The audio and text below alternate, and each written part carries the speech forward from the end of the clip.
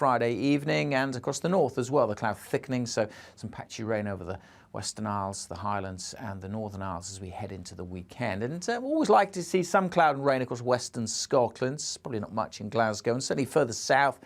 Most places will be dry on Saturday, some sunny spells for Aberdeenshire and down the eastern side of England as well. We should see some sunshine. Generally, though, fairly cloudy, and where it's pretty glum, temperatures could struggle, 6-7 degrees. Again, the top temperature probably in the far northwest, where there will be some patchy rain this weekend. But apart from that, most of us staying dry with light winds, quite a lot of cloud. Some places there will see some blue sky.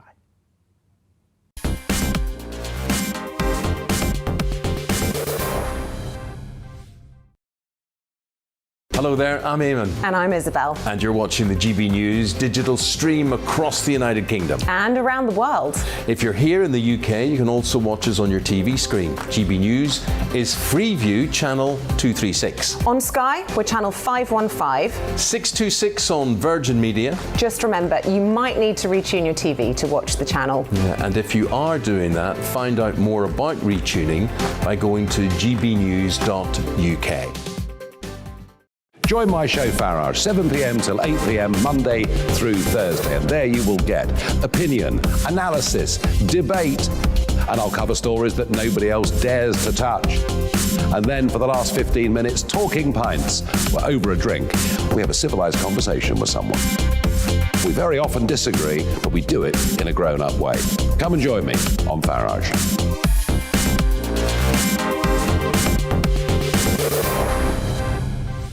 I'm Dan Wootton. Join me Monday to Thursday from 9 to 11 for the feistiest and most fun news debate on TV, where free speech reigns. I'll bring you a sharp take on the day's biggest stories, bombshell newsmaker interviews, and A-list guests. And I guarantee you, no spin, no bias, no censorship, and no reason to go to bed. That's Dan Wootton tonight, Monday to Thursdays from 9 on GB News. Hello there, I'm Eamon Holmes. And I'm Isabel Webster. And we hope you can join us for Breakfast with Eamon. And Isabel. You make me laugh out loud, belly laugh. Is that important first thing in the morning? Yeah, absolutely. And there's me trying to be deadly serious. News is a serious business. Yeah, I have to rein you in sometimes. Well, it doesn't stop us laughing at it. It doesn't stop us having an opinion on what's going on. Yeah. And it certainly will not stop us reflecting what you think. Weekdays from 6 to 9:30 on GB News.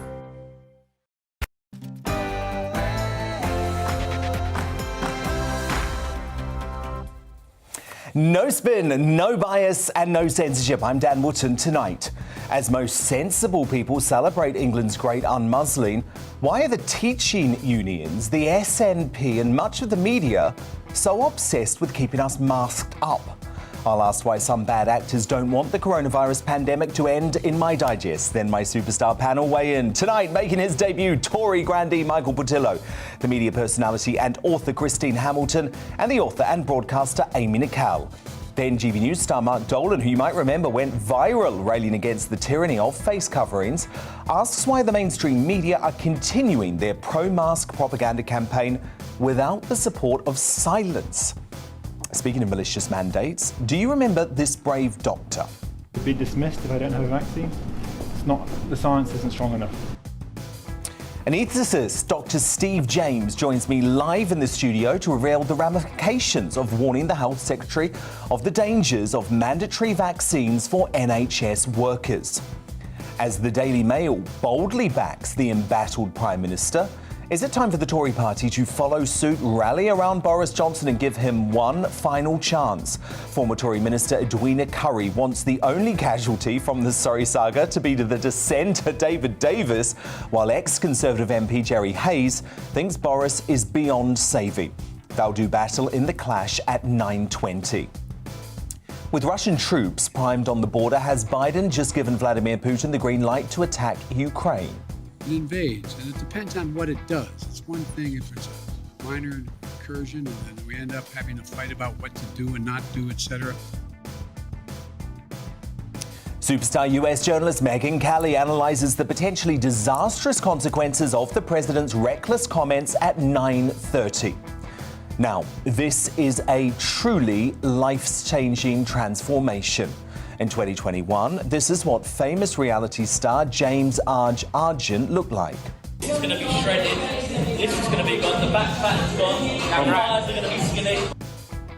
Take a look at him now, after he shed an incredible 13 stone 9 months after having life-saving surgery. So are gastric operations the way to cure Britain's obesity epidemic? Arch will join me in the studio to discuss his inspiring life overhaul and what it could teach us too. Has Christian Wakeford's pathetic and undemocratic defection to Labour actually helped save the Prime Minister? And should civil servants be forced back into the office to get the rest of the UK off the sofa? We'll debate those topics in the Media Buzz. Plus, I'll bring you a first look at tomorrow's newspaper front pages and crown the next greatest Britain and Union jackass. This is Dan Wootton Tonight. Let's go.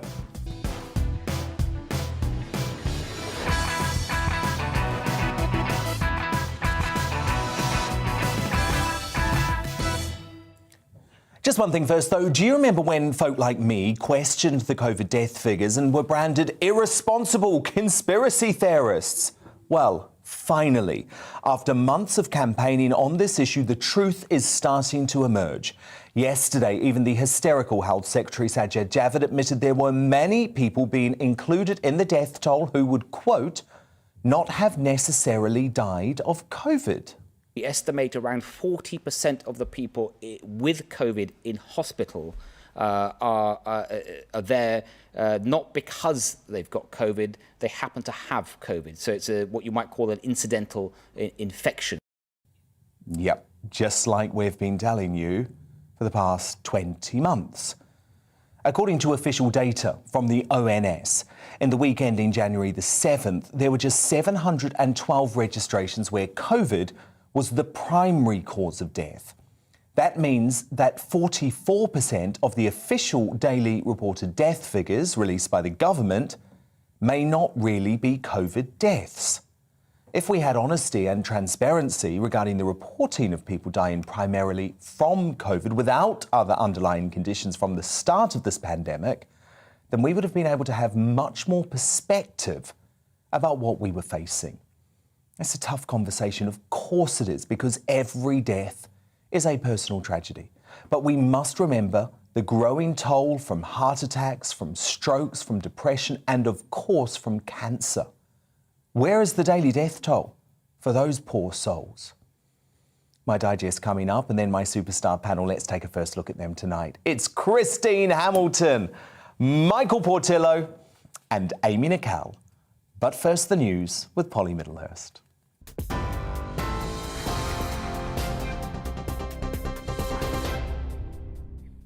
Thanks, Dan. The top story on GB News tonight, Boris Johnson says he's adamant there's no evidence to support allegations of blackmail made by a senior Conservative MP. Chair of the Public Administration Committee, William Ragg, said that rebels who'd like to oust the Prime Minister have faced pressures and intimidation. While speaking during a tour of a medical centre, Boris said the claims were simply unfounded. I've seen no evidence, heard no evidence to support any of those allegations. And what I'm focused on is what we're doing to deal with the number one priority of the British people, which is coming through COVID. Boris Johnson. Meanwhile, a former Conservative MP who defected to Labour, Christian Wakeford, claims he was threatened about the loss of a school in his constituency if he didn't toe the party line. Tory MP Andrew Bridgen told GB News earlier he had witnessed intimidation. I've seen a little bit of it myself. It's tremendously serious. This is not the first leadership challenge or confidence vote I've been involved in. I've seen it happen with David Cameron. I've seen it happen with Theresa May. But I've never encountered intimidation like this. This is something completely, it's very, very serious. Andrew Bridgen. Well, in international news, the US president has warned that if Russian military forces cross the border with Ukraine, the US will consider it an invasion, which will be met with a severe response. Joe Biden's comments come as the European Commission President, Ursula von der Leyen, also said the EU will respond with massive economic and financial sanctions. Here, a lorry driver who tried to smuggle cocaine with a street value of £2.1 million into the UK has been jailed for 9 years. 39-year-old Polish national was investigated after he stopped at the port of Dover last November. Border Force officials found drugs in brown taped packages hidden behind wooden boards in his truck. Most BT customers will see their bills rise by more than 9% from the end of March. In a statement, the telecoms giant said it follows a huge increase in data usage over the last few years. Those affected will end up paying, on average, about £42 extra a year for phone and broadband. However, financially vulnerable households and those on certain packages will be exempt from the hike. The Duke of Cambridge has sympathised with a grieving schoolboy during a visit to a centre which helps vulnerable people in Burnley. Prince William told 11-year-old Deacon, "I know how you feel," and said things will get easier. Deacon's mother, Grace, died last year at the age of 28. And of course, the Duke lost his own mother, Diana, in 1997 when he was just 15 years old.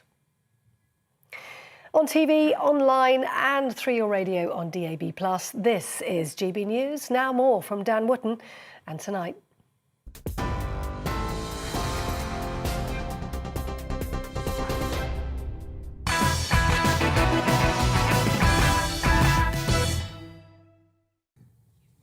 Have you noticed the past 24 hours just how much there are some groups in society who don't seem to want the coronavirus pandemic to end?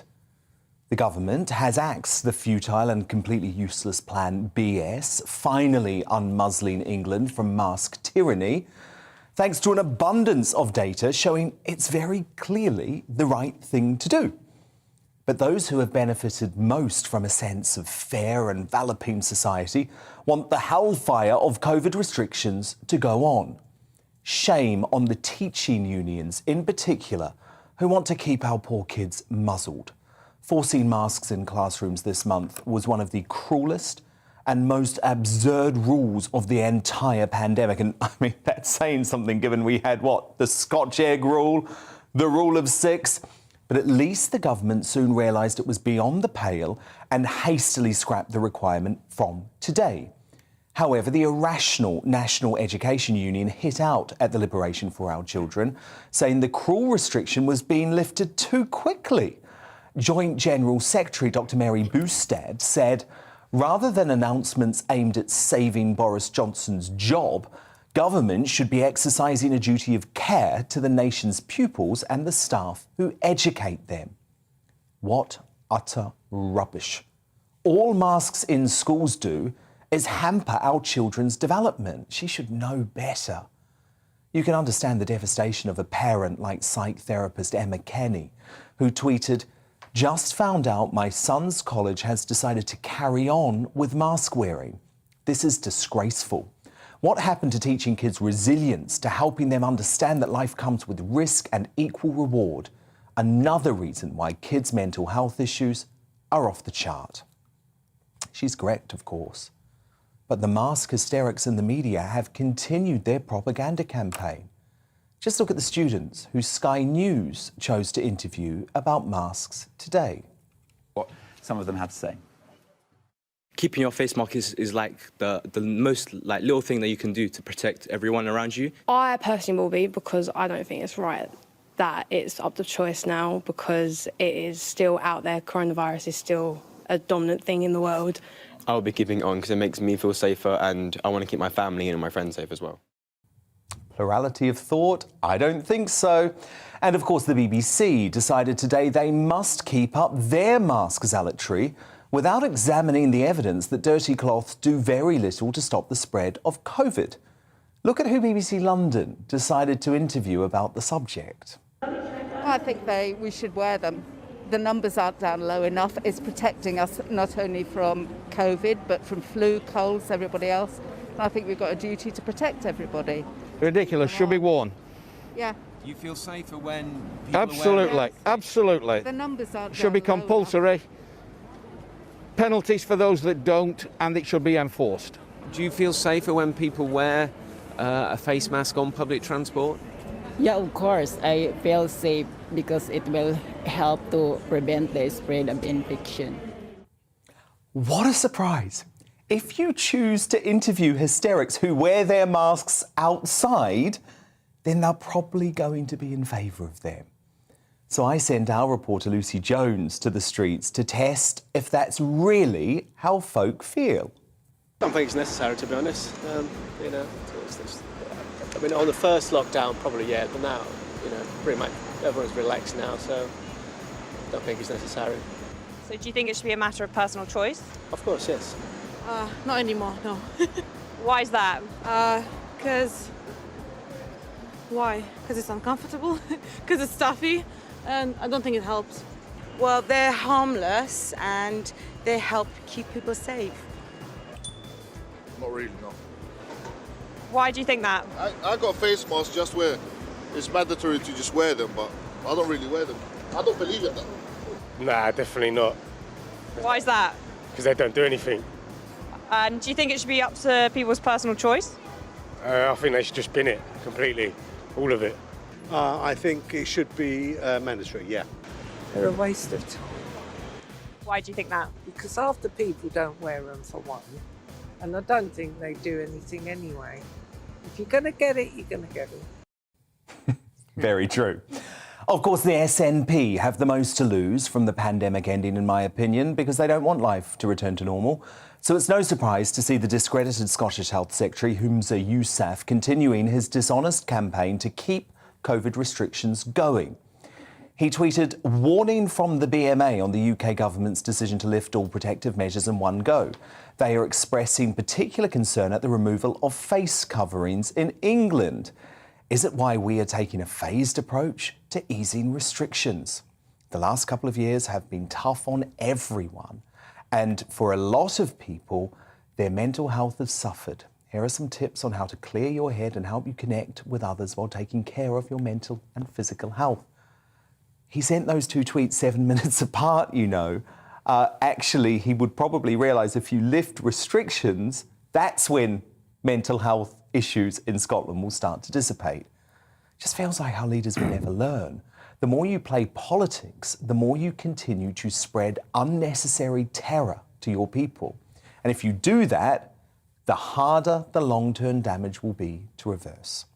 But to respond now, let me bring in my superstar panel tonight. The media personality and author, Christine Hamilton. Former Chief Secretary to the Treasury, Michael Portillo. And the author and broadcaster, Amy Nicol. Christine Hamilton, you have to admit it looks like there are certain folk out there in society who just don't want to accept that we're ready to move on now from these restrictions.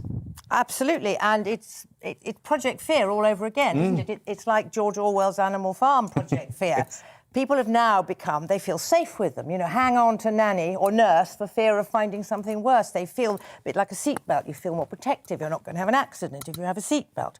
And I think people have just become accustomed to wearing them and they feel safe. So therefore, they are safe. Christy, they want to go on doing it, they're welcome. Are you saying that a seatbelt makes you just feel more safe? I think it does make you feel... I'm not against seatbelts, I'm just saying it does make you feel more safe, yes. But it makes you more safe in the same way a face mask... Well, no, not in the same way as a face mask. I'm not wanting to argue seatbelts, because I'm not against seatbelts. No, but the point is, Amy, there is a host of data that shows seatbelts will literally save your life. Produce me that evidence that shows face masks will do the same. There's massive evidence No, for there's face not. masks, particularly... No, there's not. For the cloth ones, no. But for the particularly, like... Yeah, but what do we all wear? Masks, there is... Well, yesterday, it's been made compulsory for healthcare workers to wear these particular masks. In America, right now, they're giving out face masks for free to everyone. In some states. So we can't... We're outliers on this. Like, we are behind. And how you can say that the SNP are playing politics when let's look at what's happening right now with Boris and his cabinet, and they've decided to ease all the restrictions. It's quite timely to make such a popular move, is it not? Well, it was an absolutely necessary sensible move. Michael Portillo, let's stick to face masks to begin with, muzzles as I call them. Can you see any reason for them to be mandatory? Surely it's up to us to make a choice now. Well, yes, I'm not an extremist on this. I mean, I have a mask, obviously, and I wear it in particular situations, particularly where I think it's polite. For instance, someone put this microphone on me earlier this evening, And as she approached me, I put my mask on because I was going to be in very close proximity to this person's face, and I thought that would be a politeness. When I went into makeup this evening, I asked permission to remove my mask before the makeup artist came very close to my face. So, I think it is now a matter of politeness. Let me pick up what's now called the National Education Union. I think it used to be called the National Union of Teachers, which was a much more accurate description because it's about teachers, it's not about education. And it's certainly not about the kids. And exactly. And I think their performance has been deeply disappointing all the way through the pandemic. I think it is a horrible situation for children to be behind masks while they're being taught. And I think now, with triple vaccinated teachers in the front of the class, with ventilation, with carbon dioxide monitors, it is a reasonable risk to ask teachers to take for the good health of their children, for the good mental health of their children, for the education of their children, that they should be willing to teach those children without them wearing masks. Amy, as a mother, surely you don't want your child to be muzzled in class, surely. This muzzled word is just... But they are muzzles. That is exactly what they are. Such an extreme way of... That's how I feel when I'm wearing one. Really? I don't like them. Like, they give me really bad spots. I hate them. But I think it is, to me, it's a very small thing. And there's... So you'd be happy for your child to be muzzled in class? There is no evidence that it hampers children's progress at school. And when you talk about well-ventilated classrooms, that's something we don't have at the moment. That's something we need to put loads more investment into. So until we do that, it's kind of a small... It's called opening a window, isn't it? Look, you would never have dreamt in the past of thinking that it was a good idea for people to cover their faces when they're trying to communicate with each other. I wouldn't have and now what things. Now what we're trying to do is assess whether it's a reasonable risk or not. We know that children are in very little danger, and we know that triple vaccinated teachers are in very little danger. So let's be realistic about the dangers, and let's get back to a situation where people address each other with open faces. There may not be yet hard empirical evidence that it damages children. It's very difficult to get that sort of evidence. But I think to me, it's patently obvious that it is not good for a child and there is evidence, learning to express, to have their face covered And there is evidence, by the way, that the pandemic overall has started to lead to a mental health epidemic for our children. And I think masks only add to that. But I just want to cover the SNP off as well, Christine, because I thought it was just ridiculous. Humza Yousaf tweeting those two things in quick succession and not realising the irony that actually it's putting folk, especially Scottish folk, through these draconian restrictions unnecessarily, in my opinion, that is leading to this explosion of mental health issues there. Well, it all comes down to the lady that I call the angry wasp in a jar, which is Nicola Sturgeon. And she is still in there, buzzing around, desperate to control everybody in Scotland for as long as she can. And while she's there, this ludicrous business of Scotland being behind will continue. Michael, what do you think of my theory? My theory that Sturgeon loved this pandemic because it meant she didn't actually have to deal with this promised second independence referendum. While the pandemic is going, she can keep putting it off. No, I agree with that. And, of course, for the first year and a bit, she seemed to do rather well out of it. People had a high regard for the way she managed it and a low regard for the way that Boris managed it, which was odd because there was no difference in the results in the two countries, or if there was a difference, it actually favoured England rather than favouring Scotland. Recently, I sense that things have not gone nearly so well for her. And let me just say to Amy that it's all very well saying that it's political to remove the restrictions. I mean, in a democracy, there shouldn't be restrictions unless there are very good reasons. I've been looking at the graphs on infections and so on have just dropped off a cliff, as they did in South Africa. It's not political to remove restrictions in a democracy when the danger is... That aren't needed. I completely disagree, and you could say that the reason the graphs have dropped off is because we've had Plan B. So why would you suddenly remove Plan B? Then you might see things change. I think the idea is that's just not right. The science doesn't back that up. Isn't very dangerous. We do things slowly. Do you know we have less people in ICU now than at any point since July? The death rate now, and we should be celebrating this. This is what I don't understand. People don't want good news. People just want bad news. The death rate is now under the 5-year average for this time of year. There is no crisis. Omicron is a pussycat. I've had it. Most folk are going to brush it off just like that, and we should be celebrating. But look, the superstar panel here all night. There's lots of discussion to come. Christine Hamilton, Michael Wartillo, Amy Nicole, thank you so much. But coming up, has President Biden paved the way for Vladimir Putin's tanks after failing to promise strong retaliation if Russia invades Ukraine? Superstar US journalist Megyn Kelly analyses Biden's reckless choice of words very soon.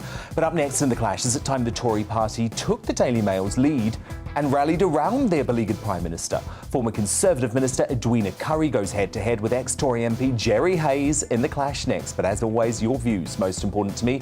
Dan at gbnews.uk is my email, at GBNews on Twitter, and we've got our poll running there too. See you in a couple of minutes.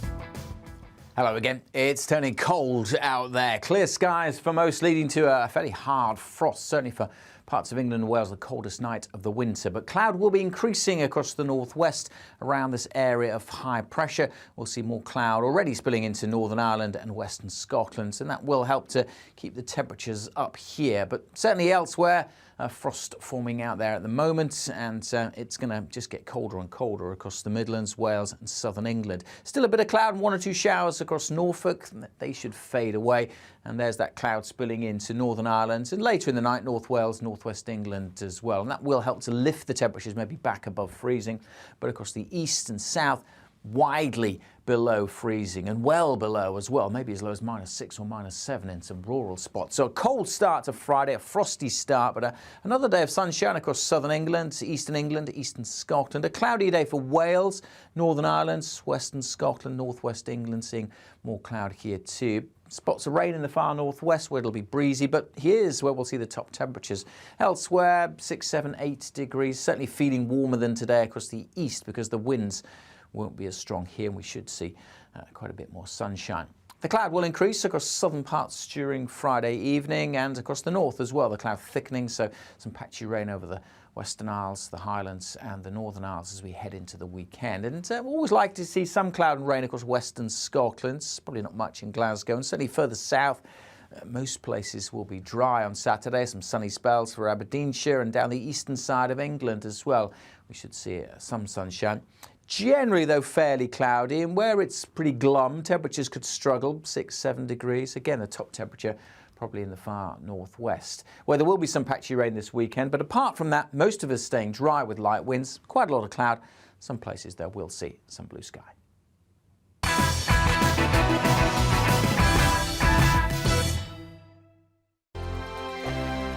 Hello there, I'm Eamon. And I'm Isabel. And you're watching the GB News digital stream across the United Kingdom. And around the world. If you're here in the UK, you can also watch us on your TV screen. GB News is Freeview channel 236. On Sky, we're channel 515. 626 on Virgin Media. Just remember, you might need to retune your TV to watch the channel. Yeah, and if you are doing that, find out more about retuning by going to gbnews.uk.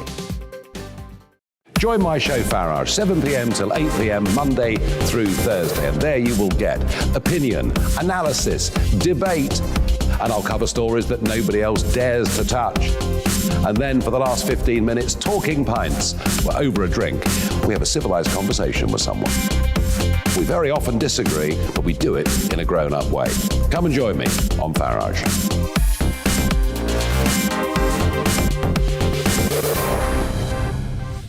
I'm Dan Wootton. Join me Monday to Thursday from 9 to 11 for the feistiest and most fun news debate on TV, where free speech reigns. I'll bring you a sharp take on the day's biggest stories, bombshell newsmaker interviews, and A-list guests.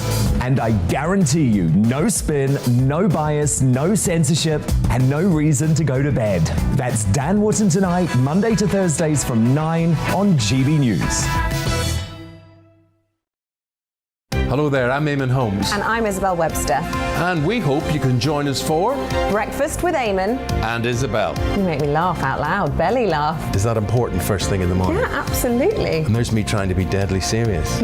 News is a serious business. Yeah, I have to rein you in sometimes. Well, it doesn't stop us laughing at it. It doesn't stop us having an opinion on what's going on. Yeah. And it certainly will not stop us reflecting what you think. Weekdays from 6 to 9:30 on GB News.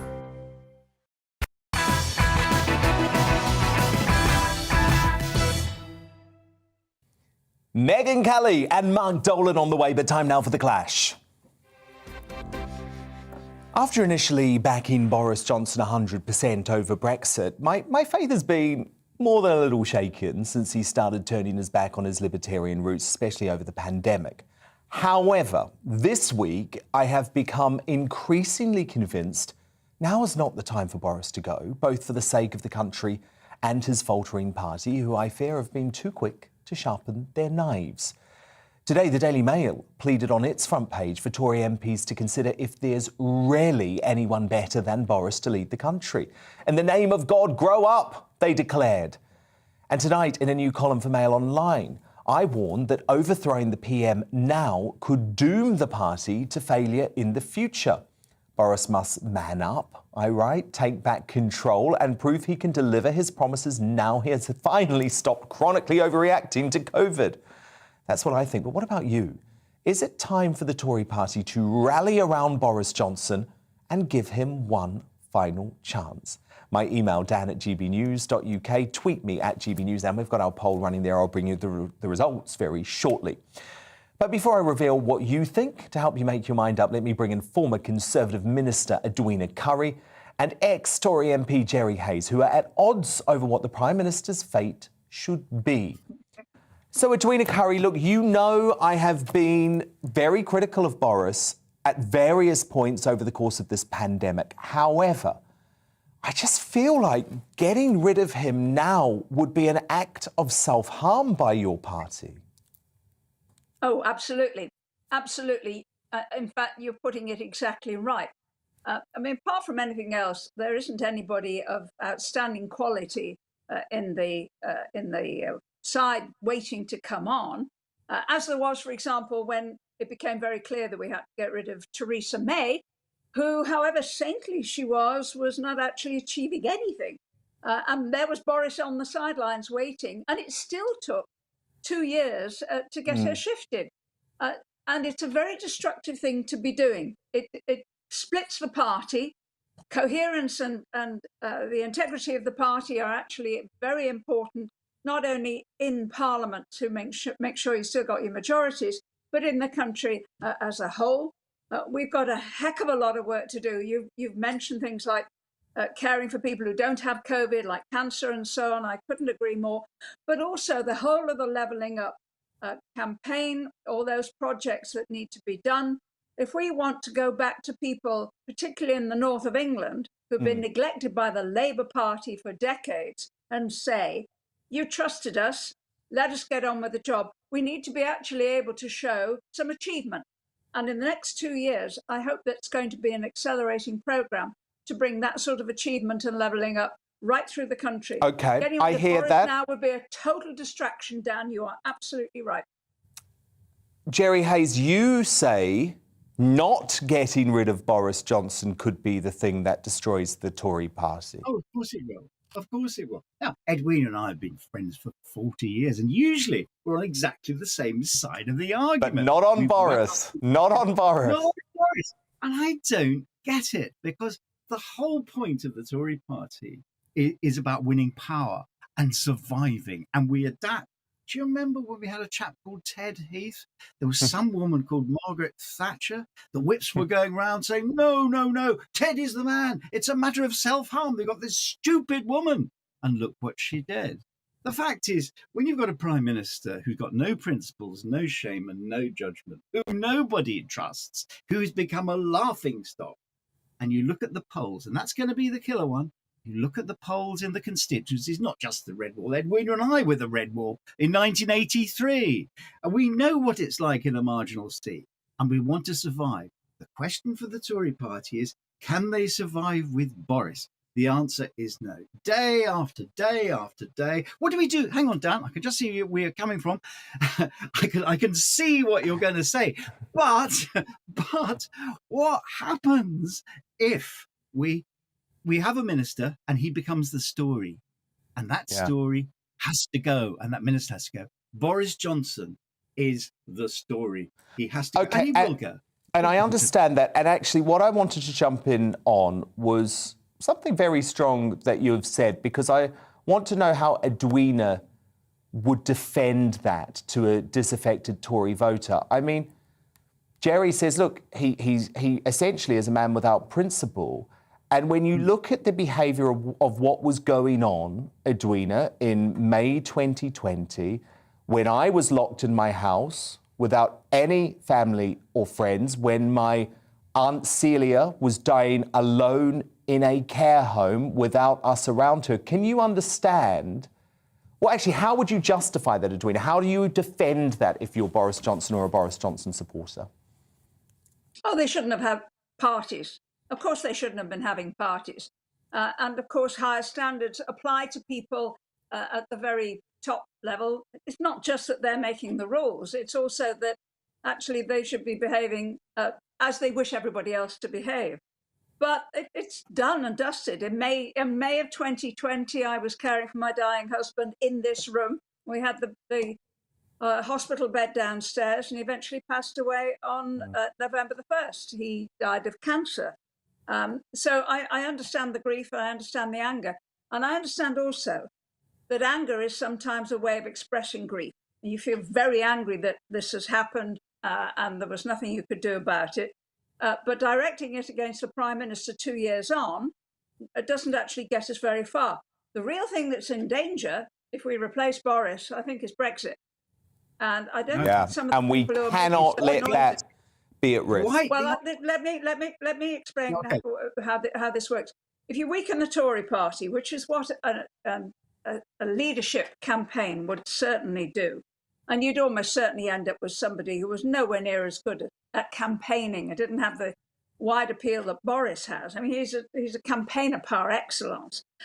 If you weaken the Tory party, you make it all that more likely that those red wall seats slip away from us, and we end up with a Labour government led by a lawyer from, downtown London. Prime Minister Keir Starmer. Know where some of these places are. And that means that, I mean, if you look at the way they tweet, you were quoting tweets earlier. If you look at the way some of those people tweet, some of the Blairites tweet, Alistair Campbell would be one, Andrew Adonis would be another. The quicker they can get us back into the EU, the better, the more they will like it. And we know how Starmer feels about that. We know how Starmer feels about that. Jerry, do you want to pick that up? Yeah, of course I do. Because I voted Remain. I campaigned for Remain, but I'm a Democrat. That's the end of it. We've got to make it work. Now, but Keir Starmer wanted another referendum, remember? He did, but that's old potatoes now. That's all. I don't trust him on it. I'm sorry, I don't trust him on it.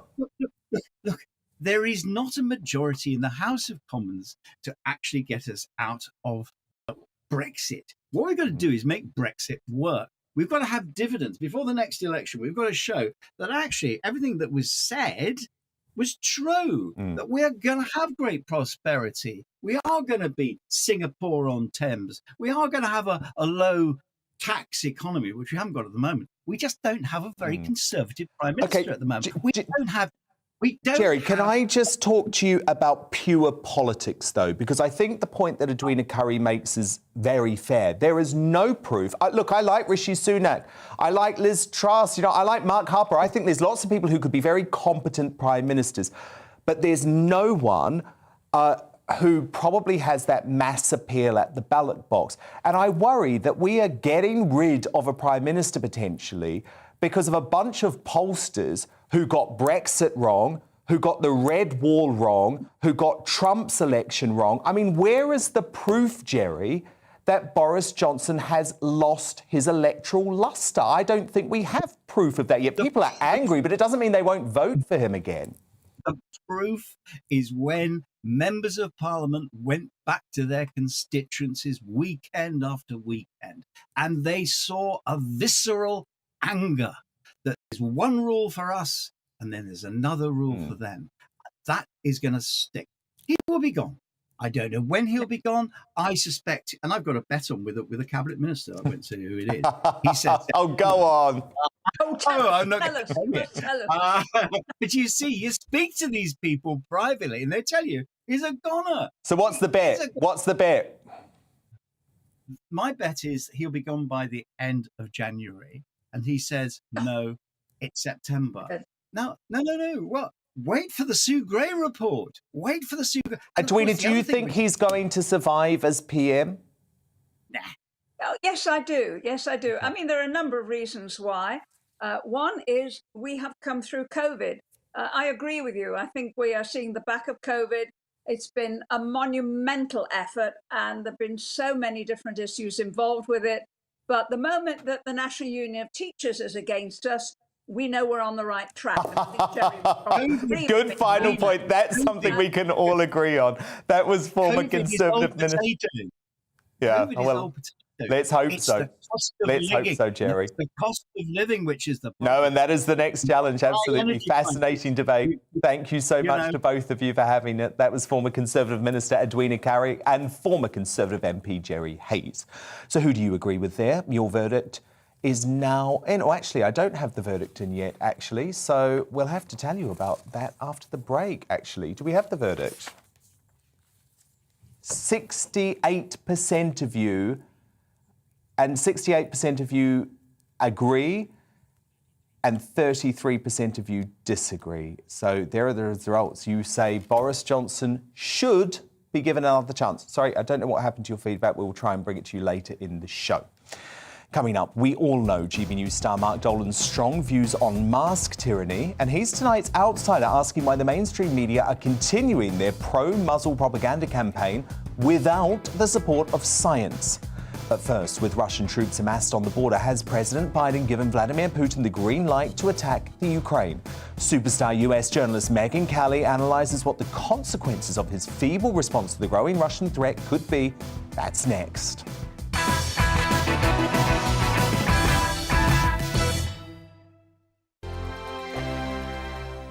Hello there, I'm Eamon. And I'm Isabel. And you're watching the GB News digital stream across the United Kingdom. And around the world. If you're here in the UK, you can also watch us on your TV screen. GB News is Freeview channel 236. On Sky, we're channel 515. 626 on Virgin Media. Just remember, you might need to retune your TV to watch the channel. Yeah, and if you are doing that, find out more about retuning by going to gbnews.uk.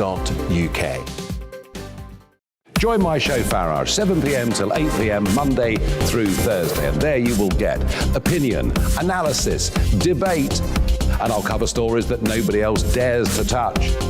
And then for the last 15 minutes, talking pints. We're over a drink. We have a civilized conversation with someone.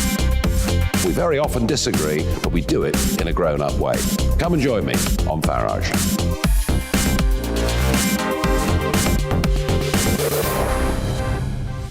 I'm Dan Wootton. Join me Monday to Thursday from 9 to 11 for the feistiest and most fun news debate on TV, where free speech reigns. I'll bring you a sharp take on the day's biggest stories, bombshell newsmaker interviews, and A-list guests.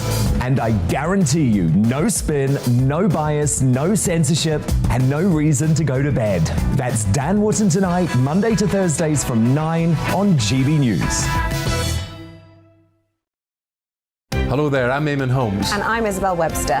And we hope you can join us for Breakfast with Eamon and Isabel. You make me laugh out loud, belly laugh. Is that important first thing in the morning? Yeah, absolutely. And there's me trying to be deadly serious.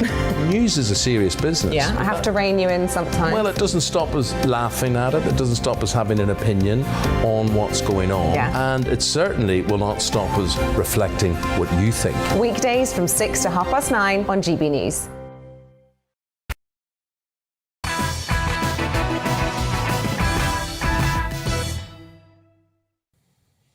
It's Megyn Kelly time now, top US journalist, host of the Megyn Kelly Show podcast. And President Joe Biden has been accused of recklessly giving Vladimir Putin the green light to attack the Ukraine after he claimed a minor incursion would be met with a weaker response at a White House press conference last night.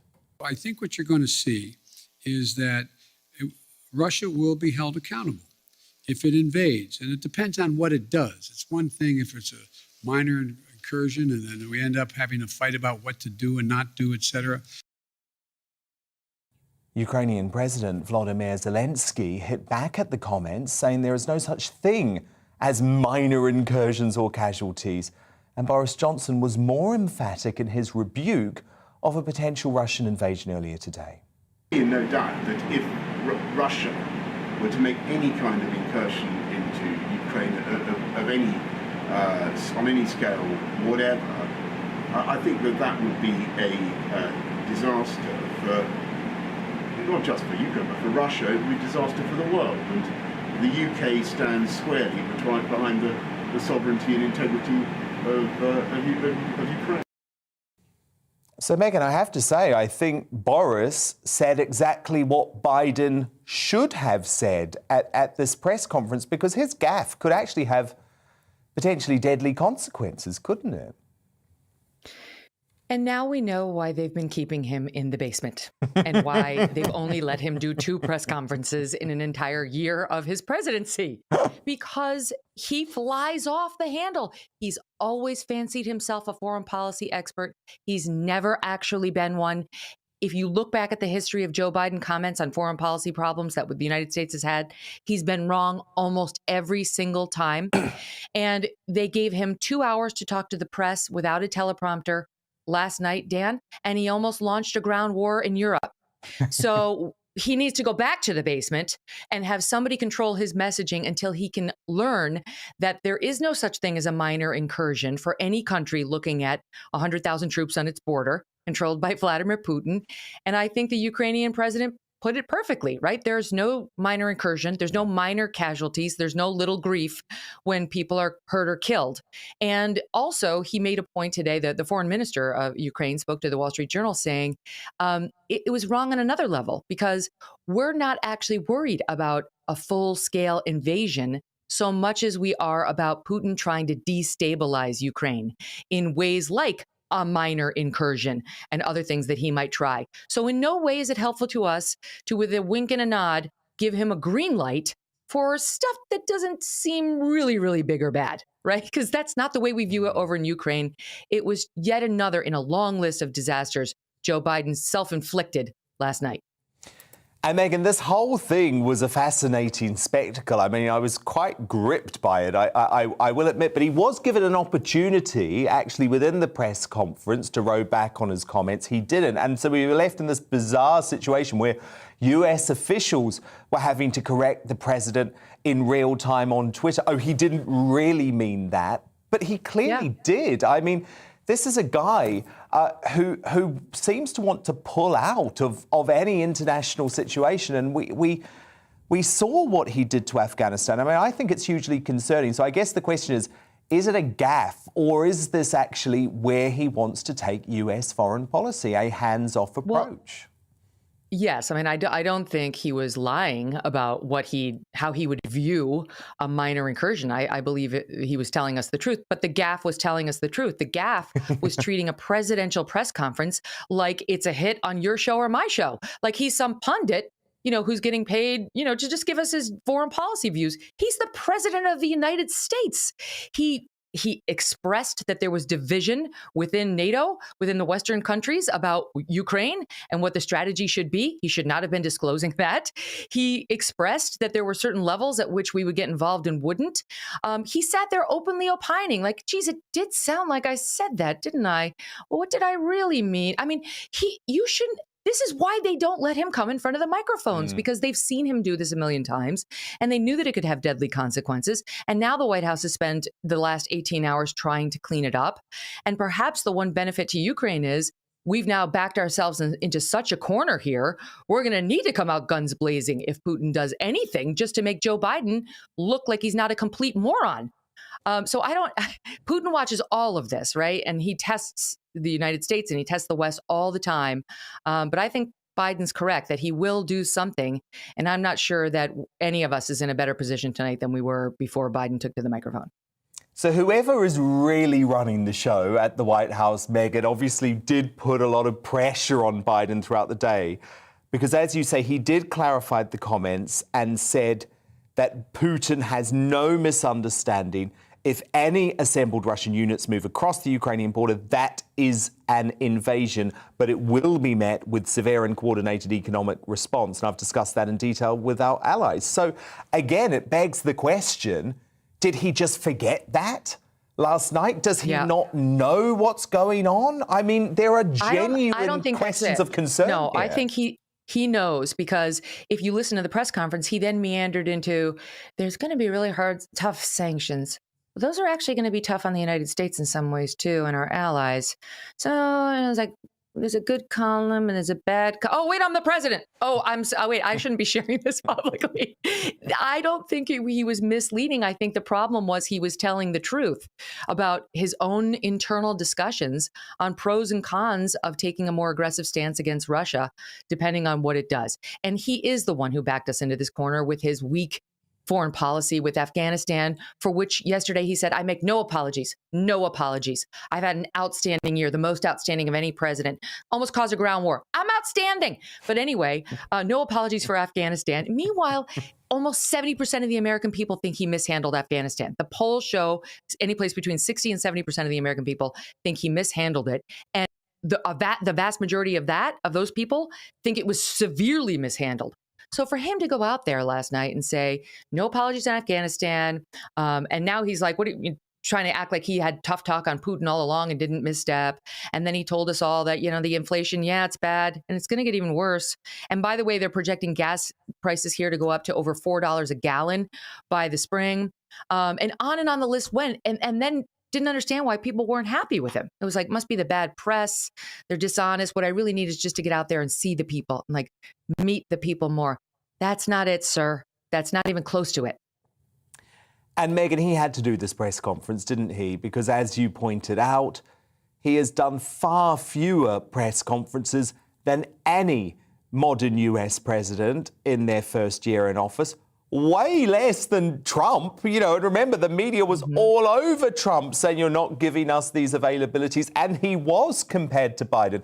However, Megyn, having watched that car crash last night, I can't believe that there are going to be many more of these. No, I think they're going to bite the bullet, and they'd rather take the hit at this point of, where is he? Why haven't you made him available?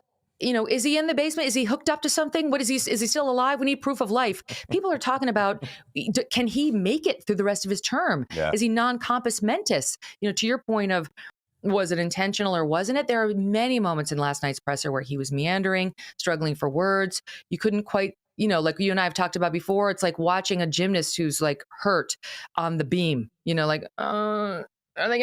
going to land it? Right? We all felt that way. I predict we're not going to see him for another year, not unless it's controlled. They have questions in advance and it's super friendly reporters, whose questions they know. Yeah. It's just not worth it. And let's not forget what the stakes are.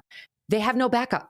If Joe Biden can't convince the American people to elect him for a second term, or, God forbid, doesn't make it to a second term, they have nothing. They're dead. Kamala Harris cannot win the presidency. She cannot do it. She couldn't even win the nomination within her own party. The American people can't stand her. Her approval ratings are 28%. So the Democrats, Independents, Republicans, they don't want her. And there's not some strong bear on the side, oh, well, that one or this one or that. They have nobody other than Michelle Obama, who wants no part of politics. There's no one who can do it. So all their eggs are in the Joe Biden basket, which means he needs to go back down into the basement and be quiet. Megyn Kelly. How disturbing. This is the leader of the free world we're talking about. Brilliant analysis as ever. And of course, Megyn is the host of the Megyn Kelly Show, available on Sirius XM in the US, as well as on YouTube and a podcast for international fans. Coming up, as Christian Wakeford's undemocratic defection backfires and Tories snatch back their no-confidence letters, has this act of treachery actually salvaged Boris Johnson's premiership? But first, why are the mainstream broadcast media continuing their pro-mask propaganda campaign without the support of science? GBNews star Mark Dolan has never been shy of condemning the tyranny of face coverings, and he's here in The Outsider next. Hello again. It's turning cold out there. Clear skies for most, leading to a fairly hard frost, certainly for parts of England and Wales, the coldest night of the winter. But cloud will be increasing across the northwest around this area of high pressure. We'll see more cloud already spilling into Northern Ireland and Western Scotland, and that will help to keep the temperatures up here. But certainly elsewhere, frost forming out there at the moment, and it's going to just get colder and colder across the Midlands, Wales and southern England. Still a bit of cloud and one or two showers across Norfolk. They should fade away, and there's that cloud spilling into Northern Ireland, and later in the night, North Wales, northwest England as well. And that will help to lift the temperatures maybe back above freezing. But across the east and south, widely below freezing and well below as well, maybe as low as -6 or -7 in some rural spots. So a cold start to Friday, a frosty start, but another day of sunshine across southern England, eastern Scotland. A cloudy day for Wales, Northern Ireland, western Scotland, northwest England, seeing more cloud here too. Spots of rain in the far northwest where it'll be breezy, but here's where we'll see the top temperatures. Elsewhere, 6, 7, 8 degrees, certainly feeling warmer than today across the east because the winds won't be as strong here, and we should see quite a bit more sunshine. The cloud will increase across southern parts during Friday evening and across the north as well. The cloud thickening, so some patchy rain over the Western Isles, the Highlands and the Northern Isles as we head into the weekend. And we always like to see some cloud and rain across western Scotland, probably not much in Glasgow, and certainly further south. Most places will be dry on Saturday, some sunny spells for Aberdeenshire and down the eastern side of England as well. We should see some sunshine. Generally, though, fairly cloudy, and where it's pretty glum, temperatures could struggle, 6, 7 degrees. Again, the top temperature probably in the far northwest, where there will be some patchy rain this weekend. But apart from that, most of us staying dry with light winds, quite a lot of cloud. Some places there will see some blue sky.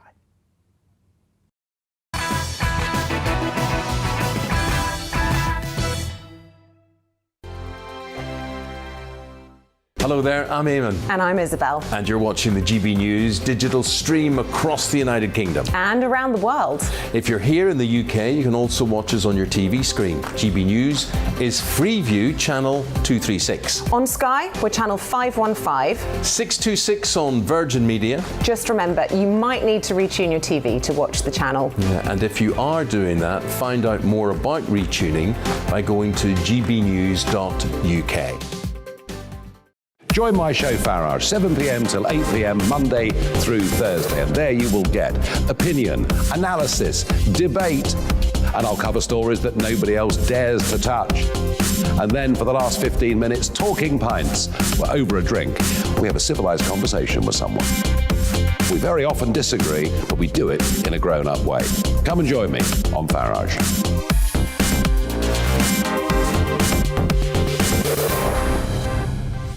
I'm Dan Wootton. Join me Monday to Thursday from 9 to 11 for the feistiest and most fun news debate on TV, where free speech reigns.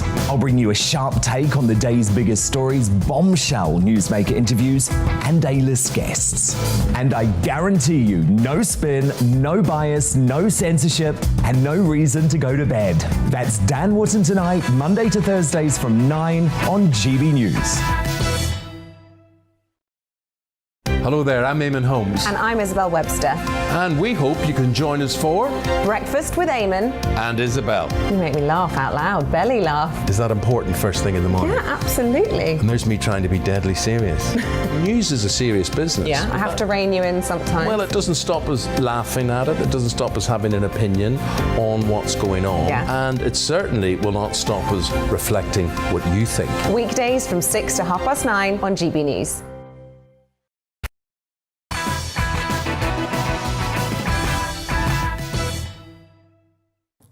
Time now for The Outsider. And if you tuned in for the start of the show, you'll know my views on face masks and the risk of them becoming a permanent fixture of life even after mandates are removed. Like with so many other issues, I believe the blame lies partly with the mainstream media. Why are they so obsessed with pushing these muzzles despite the absence of scientific consensus? Just today, we had Sky News interviewing a bunch of right-on students about their mask views to get the response they wanted with no balance. What some of them had to say. Keeping your face mask is like the most like little thing that you can do to protect everyone around you. I personally will be, because I don't think it's right that it's up to choice now, because it is still out there. Coronavirus is still a dominant thing in the world. I'll be keeping it on because it makes me feel safer, and I want to keep my family and my friends safe as well. Well, the BBC made a beeline for people wearing masks in the outdoors for their balanced take. I think we should wear them. The numbers aren't down low enough. It's protecting us not only from COVID, but from flu, colds, everybody else. And I think we've got a duty to protect everybody. Ridiculous, should be worn. Yeah. Do you feel safer when people Absolutely, are wearing it? absolutely. The numbers aren't Should be down low compulsory. Penalties for those that don't, and it should be enforced. Do you feel safer when people wear a face mask on public transport? Yeah, of course. I feel safe because it will help to prevent the spread of infection. Well, we know GB News star Mark Dolan certainly doesn't follow the mask orthodoxy. Remember, he went viral for cutting one up live on air. So, Mark, I simply had to bring this up with you today since you've been raging against the tyranny of masks for so long. I think you would have a few penalties, Mark. That man wants you to have penalties, you know? Yeah, I mean, I watched that package and I just thought, welcome to hell. A brainwashed population, Dan. And listen, I'm a fan of measures that work. Yeah. And the vaccine is incredible at preventing severe illness and death. If you are very overweight, if you have other illnesses, if you're very old, you'd be mad not to have the vaccine. But even then, it's got to be personal choice. And I certainly don't think it's justified to vaccinate young children or healthy sportsmen who choose not to have it if they don't want to. The masks are a different story. Earlier in your program, there was some comparison between seatbelts and masks. There is no comparison. Dr. Colin Axon, who is, of course, a former SAGE advisor, he spoke on your show some months ago, and he explained that the holes in masks are between 1,000 and 5,000 times bigger than a virus particle, and he advised against the use of face masks. Does anyone care about the pollution, the mountain of plastic that's now in our ocean, which will enter fish? Obviously, it will harm them, but it will enter them, and it will therefore enter the food chain because we will eat those fish. Does anyone care about the impact on child development? Is it optimal for human health to cover your face, your nose and your mouth for hours on end? So the bottom line is we can be clear, the downsides, the damage is colossal, and the evidence is equivocal at best. I mean, let's take a look at CNN, who I think you'll agree are the most sort of lockdown cheerleading channel in America. Oh, yeah. And their chief medical advisor said on CNN 2 weeks ago, do not wear a cloth mask. They do not work. It's facial furniture. That's not me. She's a medic. She's one of their advisors. And of course, I've just come back from Austria, actually. Lockdown-loving Austria, where cases are through the roof. There's a surprise. In Austria, they don't accept surgical masks or cloth masks. They just don't accept them. They only have the N95. And in the UK, and the people featured in that video clip you showed, were all wearing cloth masks or surgical masks, which are not accepted in Austria or Germany. So you follow the science, Dan. So, Mark, you feel vindicated somewhat for having cut your mask up live on air? Well, I always wanted it to be choice, and I've got no problem with people wearing a mask. That's no problem. There might be a mask in my pocket, which I may choose to fish out on occasions, but it's going to be my choice. And Dan, this is a hill to die on. It's almost a year now since I chopped up that mask, and I feel that history will judge me and you kindly. Mark Dolan, absolutely brilliant. Of course, Mark is here tomorrow night, Saturday night, Sunday night at 9 p.m. with Mark Dolan tonight. Mark, have an amazing weekend. Thank you. Thanks, Dan.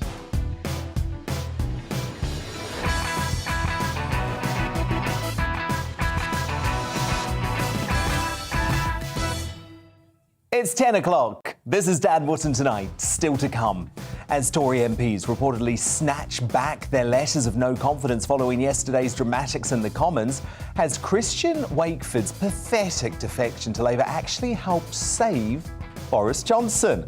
My superstar panel will get stuck into that, as well as this burning question: should civil servants be forced back to the office to get the rest of the UK off the sofa?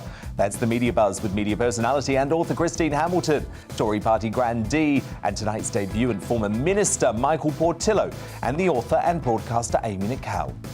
Remember this brave doctor who stood up to the Health Secretary on vaccine mandates. Be dismissed if I don't have a vaccine. It's not, the science isn't strong enough. Dr. Steve James joins me live in the studio to reveal the ramifications of putting his head above the COVID parapet and speaking out for his NHS colleagues. Is dramatic stomach removal surgery the way to cure Britain's obesity epidemic? Reality star James Argent went from this... This is going to be shredded, this is going to be gone, the back fat's gone, the thighs are going to be skinny. To this, after his life-saving op. Wow, MP will discuss this incredible transformation and what can be done to save the lives of those in situations as desperate as his. That's coming up at 10:20. Plus, I'll bring you a first look at tomorrow's newspapers and crown a new Greatest Britain and Union jackass before the end of the show. But first, the news headlines at 10 with Polly Middlehurst.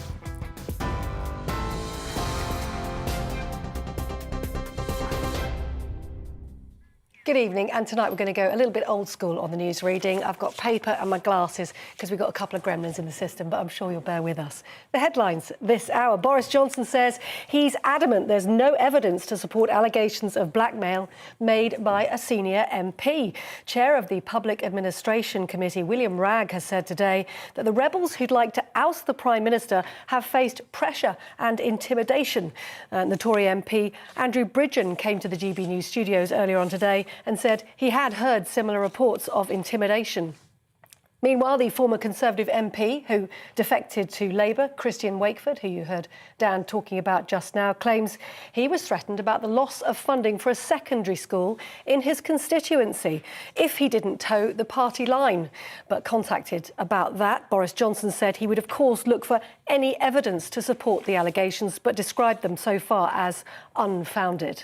And away from Westminster, Scotland's First Minister says she won't be following in England's footsteps and getting rid of all COVID restrictions just yet.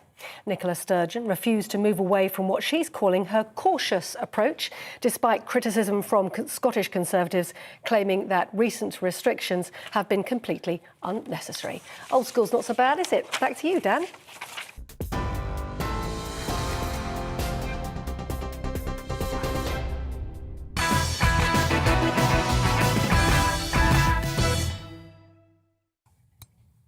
Tomorrow's news tonight, now in our Media Buzz. And look, I've got the first look at tomorrow's front pages, hot off the press, and they're actually in my hot little hands tonight. How exciting is this? The Metro blackmailed to back Boris. And of course, this is referring to those claims by William Ragg, which we'll be discussing very shortly. The Eye say Tory civil war over the future of Johnson. I've got an interesting poll here, actually, saying 56% of voters now strongly disapprove of Johnson, just 27% approve. The Independent go with that same story. They say Tory rebels, we're being hounded by PM's allies. But the Prime Minister's own newspaper, or former newspaper, he'll be happy with this. Fraser Nelson, the very influential editor of The Spectator, there at the top, saying, like me, Boris deserves one last chance. But they lead on that despicable story that I spoke about at the top of the show, schools defying the Prime Minister on masks in class. I think we actually need to start naming and shaming and calling out these schools that are going to insist on continuing to muzzle your children. It's just so wrong, in my opinion. But let me bring my superstar panel back with me now. The media personality and author Christine Hamilton, former Chief Secretary to the Treasury Michael Portillo, and the author and broadcaster Amy Nicol. Now, as we just saw from those front pages with Boris Johnson's premiership on life support, that snivelling turncoat Christian Wakeford, that's what I'm calling him, thought he'd dealt the PM a knockout blow by defecting to Labour. But his stunt may have backfired, actually. According to the Daily Telegraph that we just saw, the Barry South MP's defection seems to have resulted in something of a row back in the rebel camp, with between 3 and 7 letters of no confidence reportedly being withdrawn. In crossing the floor, the Nobody MP appears to have unified the party in disgust, with one insider telling the paper, Wakeford has saved Boris. Now, while the embattled PM seems to have bought some more time, he was dealt a fresh blow today as William Ragg, the Tory chairman of a parliamentary scrutiny committee, claimed that MPs opposed to the PM were subjected to pressures and intimidation in the wake of the Downing Street party scandal. So while multiple senior Tories have their beady eyes on his job, is Boris still the best person to lead the Tories into the next election? Michael Portillo, I've got to come to you first on this. You were a whip at one point. Yeah. So you know about the machinations behind the scenes. Were these people really being bribed and pressured unduly, do you think? Or is that just the cut and thrust of Westminster politics? You know, I think the first thing I would say about the Whip's office is that it is actually the kind of human resources department, the personnel department. It spends as much time telling the leadership what it can't do because of the sensitivities of members of parliament. It spends a lot of time saying you've got to be easy on such and such person because he's got problems in his private life or his wife is not well and so on. And then they do a little bit of disciplining as well. But remember, lots of these members of parliament are extremely happy to take cash for their constituents. You know, they make huge local publicity by saying, I got 20 million for this road scheme, I've got my town centre is being refurbished by government money. So do they not think that someone might come along at one point and say, but actually, if you don't support the government, maybe all these lovely schemes that you like to boast about that are going to help you to get re-elected next time, maybe you won't get them all because maybe they'll go to other people. I mean, you know, obviously that's part of politics. And I do think William Bragg is being extraordinarily naive. Christine Hamilton? Well, what was extraordinary about yesterday was, I mean, if a week is a long time in politics, 24 hours went in a blink of an eye. And suddenly the Tory party discovered their secret weapon, which, of course, is loyalty. And as you say, Christian Wokeford suddenly reminded him of that. He's Wokeford because he's joined the woke Labour Party. Absolutely. And what did he say? I'm not going to say it on air, don't panic, but what did he say about the Labour Party just about a year ago Please today? don't say it, Christine. He said they were... See you next Wednesday. Don't go there, don't go there. Anyway, So he's a pathetic traitor. He is a pathetic traitor, but what has happened yesterday, the combination of those letters, David Davis with his extraordinary Brutus attack, Wokeford, they have provided Boris with a parachute, and we are now going to have to accept what Boris has been saying all along, which is wait for the forgotten her name. Sue Gray report. And he can now glide down safely until that report comes out. He may have a soft landing with a report, or he may end up, as he has done before, dangling on the wire. We will see. But we now definitely do have to wait for that report, thanks to people like Wokeford. Amy Nicole, what's your take on this one? I'm finding this astonishing. So my initial take when I heard the news was, oh, good, Wakeford, you've woken up. But then I kind of looked at his voting record, realised he's never going to be anything other than a true Tory. So it slightly changed my perspective on it. But, you know, when Michael, you talk about what's going in with the bribery and, is he being naive to think that it wouldn't be happening? What year were you a whip? 1986. So my thinking is that this group of politicians currently are possibly, you're dealing with something very different. I think the lies and the deception and the bribery have upped and upped and upped and upped, and this current people that we're dealing with are very, very different, potentially. Sorry, what do you mean? Okay, who's different? The government or the backbenchers? The whole lot. The backbenchers are lapping up the money that's been given to them. I mean, if you read their tweets, it's all about how much money they're getting from the government. Do they think they should go on getting money from the government when they're disloyal to the government? I think if we look at the reasons that Christian Wakeford has now dissented to Labour, it was because they said if you don't stay loyal, we're going to cut funding to a school. Like, how is this acceptable? How is that part of politics? Well, politics isn't a nice business, is it? And it is about those sorts of negotiation, Michael, surely on a daily basis. And he chose to leave, and that's his right to leave. That is his right to defect. But for me, it makes him an immoral little toad. And if he genuinely, no, I'm serious, because if he genuinely wanted to do the right thing by voters, he would force a by-election. He would allow the good people of Bury South to have a choice if they want to elect him as a Labour MP. I would agree with yes, he did. People who defected should do exactly that. How can you say he's the little toad when the actions that prompted his decision are arguably the little toads? Like, they're clearly the ones at fault here. He's the one leading down the voters. He's going to have such a miserable time. Yeah. Because no one in the Conservative Party is ever going to speak to him again. No. Do you think the Labour Party wants him? I mean, yes. No, they don't. Angela Rayner seemed quite keen on him today. No, yesterday they liked him for 15 minutes. you imagine now he's not going anywhere in that Bury party. South, he's going to be working with the Labour Party workers who have spent the last 3 or 4 years fighting him day and night. People who detest him, people who've called him names as he's called them names. You imagine if they fight a by-election and they're all plodding around the streets of Bury South saying vote for Wakeford when they've been saying for years how much they dislike him. It's impossible. It's all about saving their seats. I mean, what's his majority? 402 or something. He sees it disappearing down the pan with Boris at the moment. Looks at the opinion. Well, look, let's put him to... That's what it's about. Yeah, no, I completely agree. I just want to put him to one side, though, and look at the political situation overall. Right. Michael Portillo, it really does feel like Boris has at least bought some more time as a result of this. Yes. People are actively withdrawing their letters of no confidence to the 1922 committee. And surely, at the very least, we should wait for the results of the Grey inquiry. And I think it could be a massive act of self-harm if the Tories force a self-confidence vote at this point. Well, you've raised a lot of different points. I think it was extraordinarily naive of the Labour Party to accept Wakeford, because I think it was predictable that it would have this sort of reaction. Because most of the people who are rebelling in the Conservative Party don't want to go to the Labour Party. No. They want a Conservative Party, and they're thinking about whether they want it led by someone different. That's a completely different point. So, yesterday, Boris's chances improved markedly, both because of Wakeford and because of David Davis, because he had a theatrical, self-serving performance in the House of Commons. You didn't agree with his performance? I thought it was a dreadful, self-serving, theatrical performance, and people saw through it. And what's more... So you don't think he meant it? No, I mean that he was only interested in himself. He enjoyed it. He enjoyed it too much.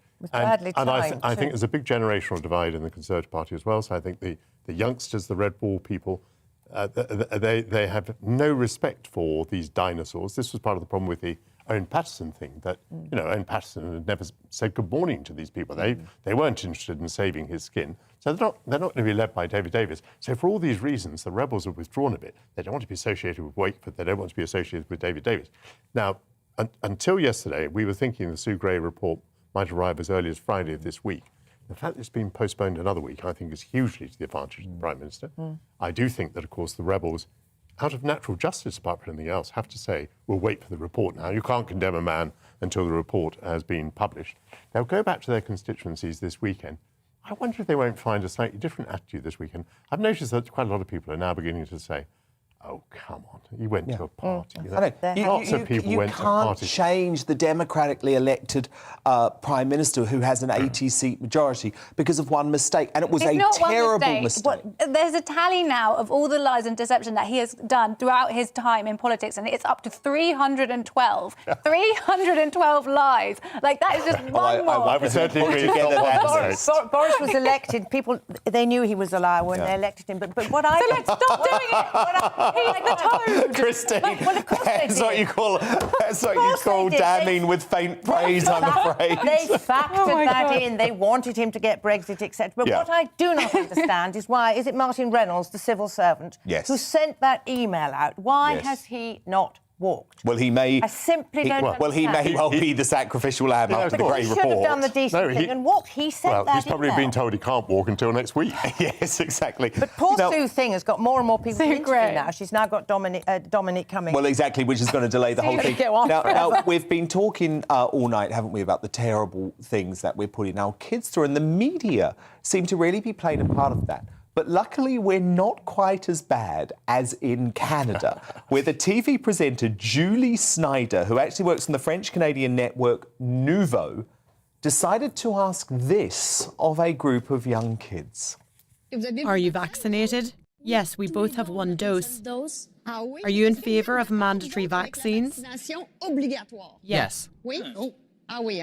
It looks like we should drill them. What should we do with people who don't want the vaccine? We should call the police. Yes, yes. If they don't have the vaccine, it can put a lot of people in danger. So like what the government is doing right now, we must restrict them little by little until they submit and get vaccinated. It looks like we have some future politicians here. Oh, my goodness. Well, Julie Snyder has quite rightly had to apologise for that, admitting she made a mistake. And she added, I did not have to expose them to this delicate question. Our children and their teachers are under enough pressure right now without the backlash that this topic engenders.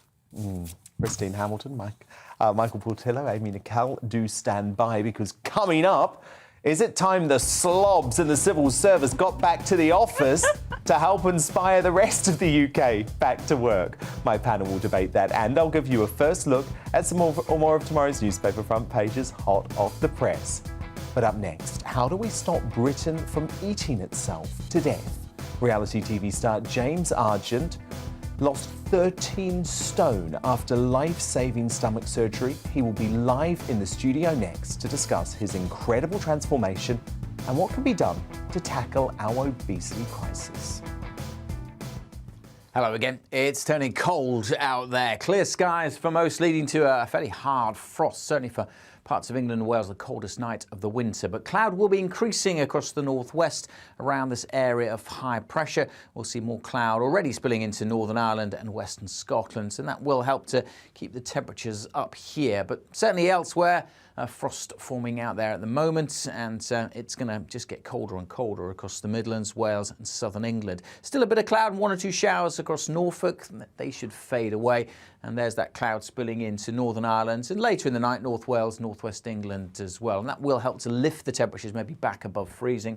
But across the east and south, widely below freezing and well below as well, maybe as low as -6 or -7 in some rural spots. So a cold start to Friday, a frosty start, but another day of sunshine across southern England, eastern Scotland. A cloudy day for Wales, Northern Ireland, western Scotland, northwest England, seeing more cloud here too. Spots of rain in the far northwest where it'll be breezy, but here's where we'll see the top temperatures. Elsewhere, 6, 7, 8 degrees, certainly feeling warmer than today across the east because the winds won't be as strong here, and we should see quite a bit more sunshine.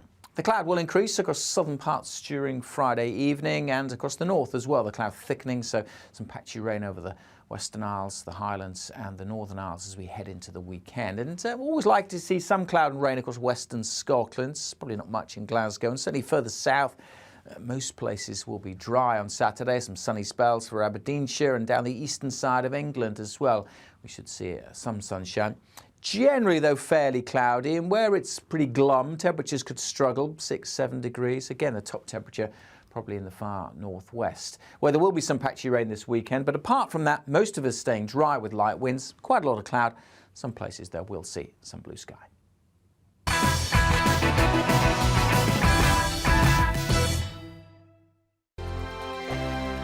Hello there, I'm Eamon. And I'm Isabel. And you're watching the GB News digital stream across the United Kingdom. And around the world. If you're here in the UK, you can also watch us on your TV screen. GB News is Freeview channel 236. On Sky, we're channel 515. 626 on Virgin Media. Just remember, you might need to retune your TV to watch the channel. Yeah, and if you are doing that, find out more about retuning by going to gbnews.uk. Join my show Farage, 7 p.m. till 8 p.m. Monday through Thursday, and there you will get opinion, analysis, debate, and I'll cover stories that nobody else dares to touch. And then for the last 15 minutes, talking pints. We're over a drink. We have a civilized conversation with someone. We very often disagree, but we do it in a grown-up way. Come and join me on Farage.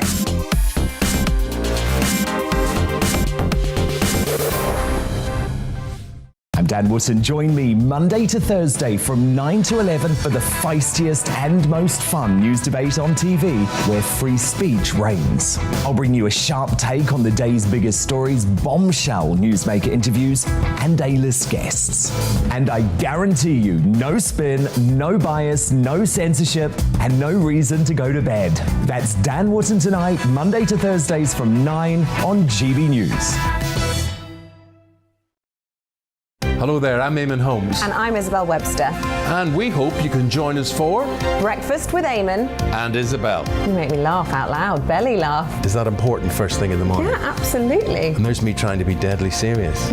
News is a serious business. Yeah, I have to rein you in sometimes. Well, it doesn't stop us laughing at it. It doesn't stop us having an opinion on what's going on. Yeah. And it certainly will not stop us reflecting what you think. Weekdays from 6 to 9:30 on GB News.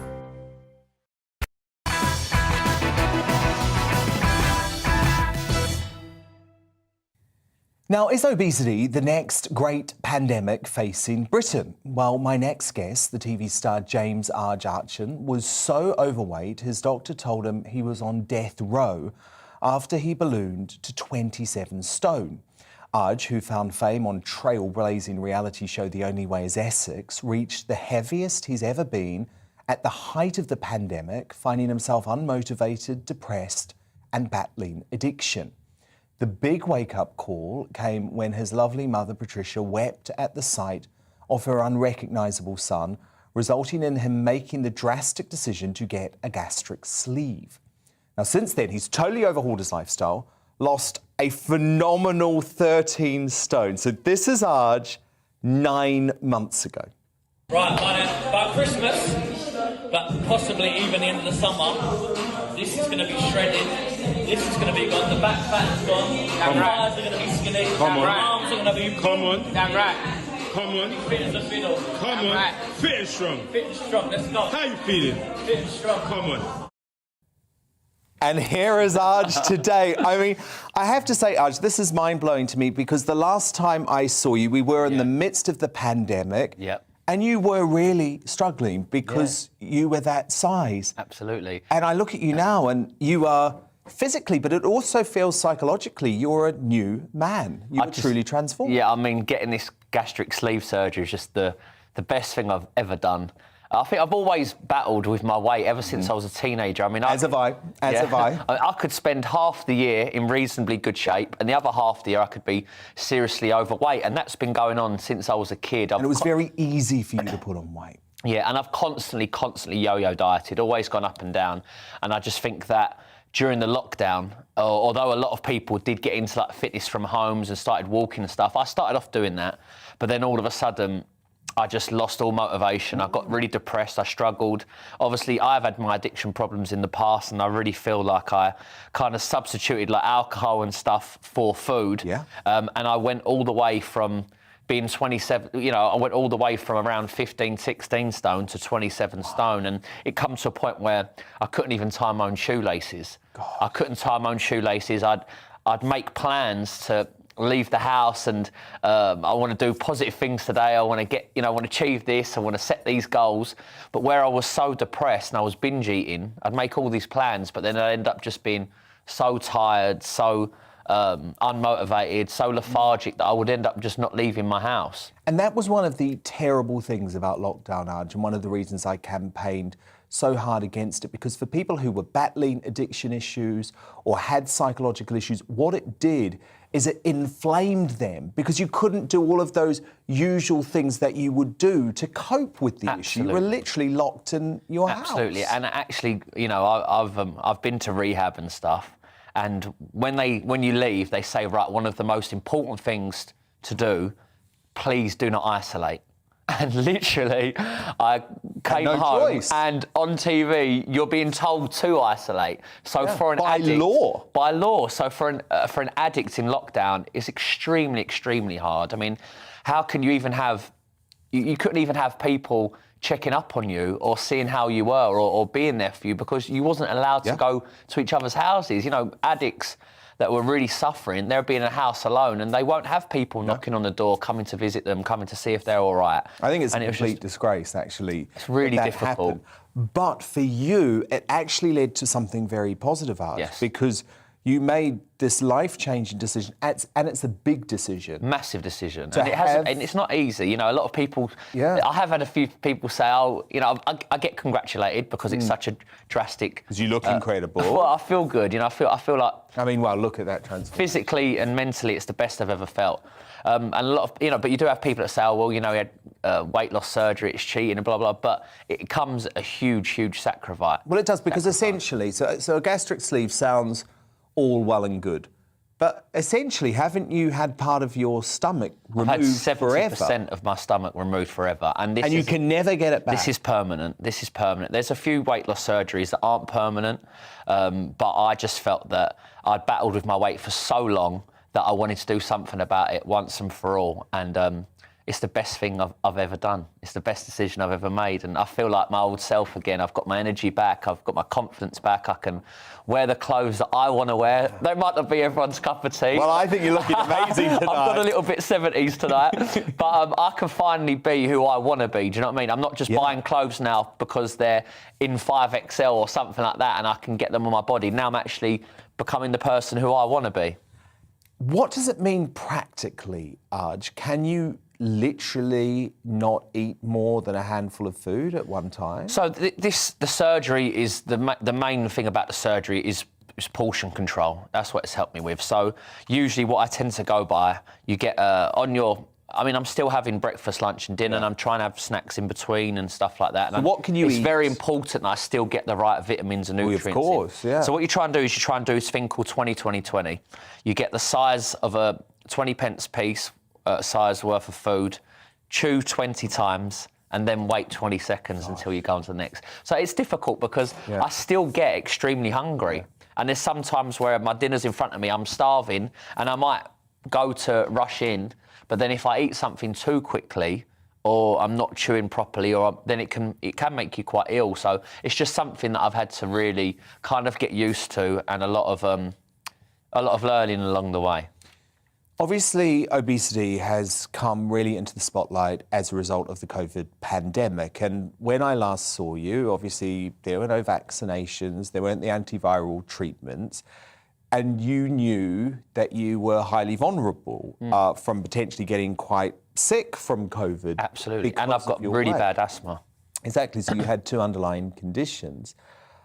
Do you think we need to talk more about this issue? Because we shut the country down, essentially, for close to 2 years as a result of COVID, when a lot of the people who are impacted by it are folk who are extremely overweight. I mean, should the type of surgery that you've had, for example, be available to all for free on the NHS? I just believe that in terms of weight loss surgery, I think during lockdown, a lot of people did gain weight, but I wouldn't advise those people to necessarily have this operation. I think that weight loss surgery should be for people who have battled with their weight for many, many years. It's not a quick fix. Absolutely, it's a last resort. It's not someone who's just all of a sudden put on weight during lockdown and panicked and feels like need to do something drastic. For me, this was something I've been battling since I was a kid. That's why I knew it was the right thing for me to do. But yeah, of course, if we can get more support, government funding and whatever, that would be fantastic. Because, you know, I'll be honest, not everyone is in the position, you know, where some people are that can afford to do it privately. Because it is an expensive surgery. I mean, I'm glad to see you're still yourself, Arj. You're still your bubbly self. Because the one thing I would say about this type of surgery is that I have met some folk whose personality goes as a result of the surgery, because so much of their happiness and their emotions was connected to eating. But it really doesn't feel like that's happened to you. No, it doesn't feel like that. I mean, I feel that I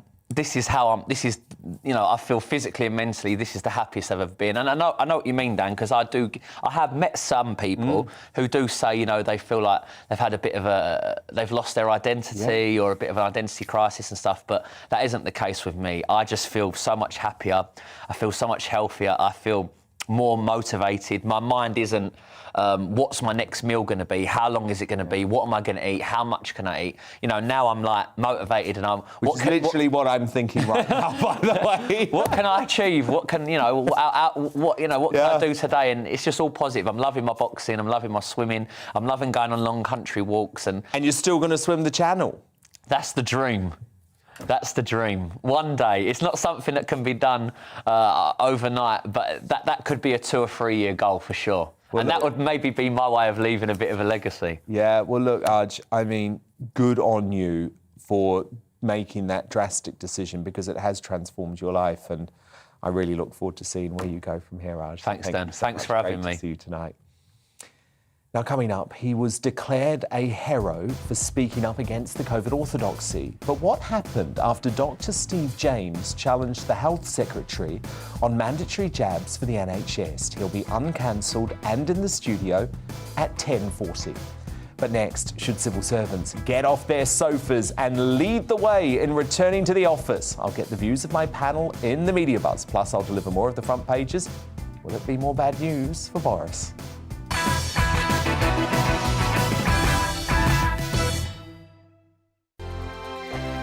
Hello there, I'm Eamon. And I'm Isabel. And you're watching the GB News digital stream across the United Kingdom. And around the world. If you're here in the UK, you can also watch us on your TV screen. GB News is Freeview channel 236. On Sky, we're channel 515. 626 on Virgin Media. Just remember, you might need to retune your TV to watch the channel. Yeah, and if you are doing that, find out more about retuning by going to gbnews.uk. Join my show Farage, 7 p.m. till 8 p.m. Monday through Thursday. And there you will get opinion, analysis, debate, and I'll cover stories that nobody else dares to touch. And then for the last 15 minutes, talking pints. We're over a drink.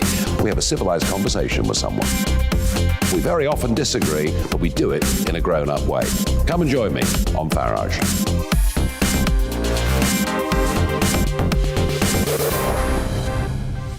I'm Dan Wootton. Join me Monday to Thursday from 9 to 11 for the feistiest and most fun news debate on TV, where free speech reigns. I'll bring you a sharp take on the day's biggest stories, bombshell newsmaker interviews, and A-list guests.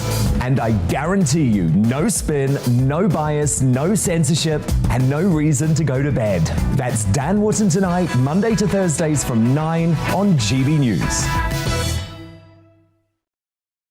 Hello there, I'm Eamon Holmes. And I'm Isabel Webster. And we hope you can join us for Breakfast with Eamon. And Isabel. You make me laugh out loud, belly laugh. Is that important first thing in the morning? Yeah, absolutely. And there's me trying to be deadly serious. News is a serious business. Yeah, I have to rein you in sometimes. Well, it doesn't stop us laughing at it. It doesn't stop us having an opinion on what's going on. Yeah. And it certainly will not stop us reflecting what you think. Weekdays from 6 to 9:30 on GB News.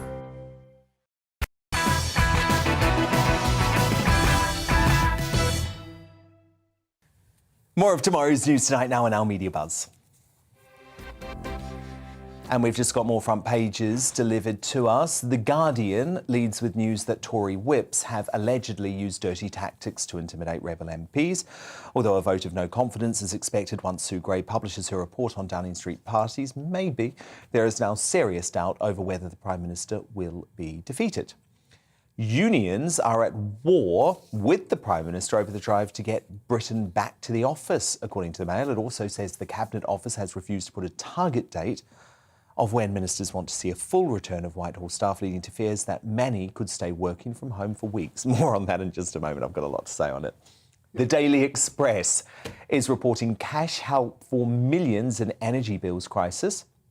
A £500 payment could be handed out to those in need to help with the cost of soaring energy bills. It comes as the UK's cost of living crisis deepens, with the fuel prices rising for a second time later this year. The Daily Star have pulled an old-school tabloid stunt, sending a large duck to Downing Street as they continue to pile the pressure on the MP. There it is, holding a placard that says, "Lame Duck PM." Not very nice, is it? More in the Media Buzz now with tonight's superstar panel. Back with me, Christine Hamilton, Michael Portillo and Amy Nicol. Finally this week, Boris ended the ludicrous work from home orders as Plan BS measures are scrapped, and the PM wants civil servants to lead the way in getting the UK to get back to work. And to be honest, come on, it's about bloody time that work-shy rabble in the civil service ditch their posh Peloton bikes and quit watching loose women in their underwear in the sofa, and they just need to get back to their desks. But of course, the unions immediately pushed back, as we just saw on the front page of the Mail, when the Cabinet Office emailed staff to say they were expected to return, bizarrely branding the idea that they could inspire the private sector back to work as insulting. Dave Penman, head of the FDA Civil Service Union, said that it fails to recognise the innovation and flexibility shown by the civil service in adapting to the changing guidance. But the Prime Minister also talks about a return to work when the civil service has been working flat out. The idea that forcing civil servants back into the office will somehow show a lead to the rest of the economy is frankly insulting to all those businesses who have made decisions that enhance their efficiency and profitability. But I'm sorry, Christine Hamilton. People don't get as much work done when they're at home, especially not civil servants who don't have to prove themselves. They don't live in fear that they're going to lose their job like we do in the private sector. Get back to your desk. I'm sorry, I'm a traditionalist on this. Am I wrong? No, I think you're right. And I think there are certain people who undoubtedly can possibly work better from home. But the generality of people, they need what an office environment offers. They need the camaraderie, they need the water cooler business, they need the incentive, they need the exchange of ideas, they need the face-to-face. Zoom and everything is all very well in its way and it's brilliant, etc., etc., and has expanded the way people can work.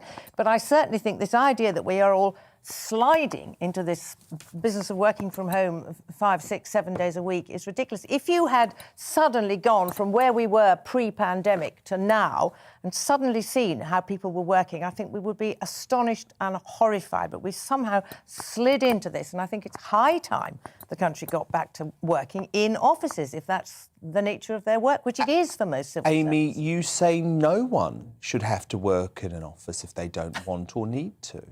No, I absolutely think the silver lining of the pandemic has been shown that how good working from home really can be. You must have a posh big house, in my Amy. opinion, You must have a nice big posh house. I think that if you can, You're not work working in a an pokey little flat, office- are you? What office worker is working generally in a pokey little house? Also, it gives you a lot more money because you're saving money on travel. You're saving money, saving time. You have so much better well-being. If anything, there's so much research and studies to show that productivity increases when you work from home. And actually, one of the biggest issues at the moment is people are working longer from home, and there is a worry. But doesn't that it depend actually what type of house you have? Oh, yeah, of course it does. But arguably, you're probably likely to have an okay house if you have an office job. Like this idea that you've got a horrible house and you have to work in it is not really the case, because all of the research at the moment suggests that when else is anyone going to have time to watch Michael Portillo on steam trains? Well, look, but Michael, not if we're wanting to be an upwardly mobile society. I think that's just completely the wrong approach, because I'm sorry, there are lots of young people who are wanting to get ahead and are being forced to work in completely inappropriate surroundings because they don't have a nice big house in the country with a Peloton bike with a garden. You don't need a Peloton bike to work well and productive. I think you need a living room. I think the British state is largely dysfunctional, does all sorts of things very, very badly. But I don't share your contempt for civil servants. I work with some civil servants for whom I had the highest regard, and I still express my gratitude to them decades after we finished our work together. But I do think I personally would have found it completely impossible to do the work as effectively as we did if those people hadn't been in the room with me. And it was when you got them around the table and you looked them in the eye and the team was buzzing and then people were rushing out of the room to go off in smaller groups, you know, to draft something, to have bright ideas, to come back a moment later with some work that they distilled outside the room. I mean, that is the dynamism of a fast-moving political situation. But that's why you look towards a hybrid model. We're not saying work from home completely and utterly, that's it. You meet up every so often. It just gives people flexibility. It gives parents flexibility, which is so important. You're getting mothers back into the workforce, where previously they probably wouldn't have been able to if you were still stuck in an office commuting every day. You wouldn't get back to pick your child up. In this case, you will. It makes a bigger and better workforce with well-being. I'm not going to say that there are no circumstances in which people should work from home or that there are no advantages to some people from working at home. I do think, however, when we return to normality, there will probably still be a premium for people who work in the office. And then you'll be talking about inequalities, because what will happen is that the people are actually on hand that you can ask the question to straight away without having to go on a Zoom call. Those people are going to be advantaged. So I'm afraid I think you'll soon start talking about inequalities.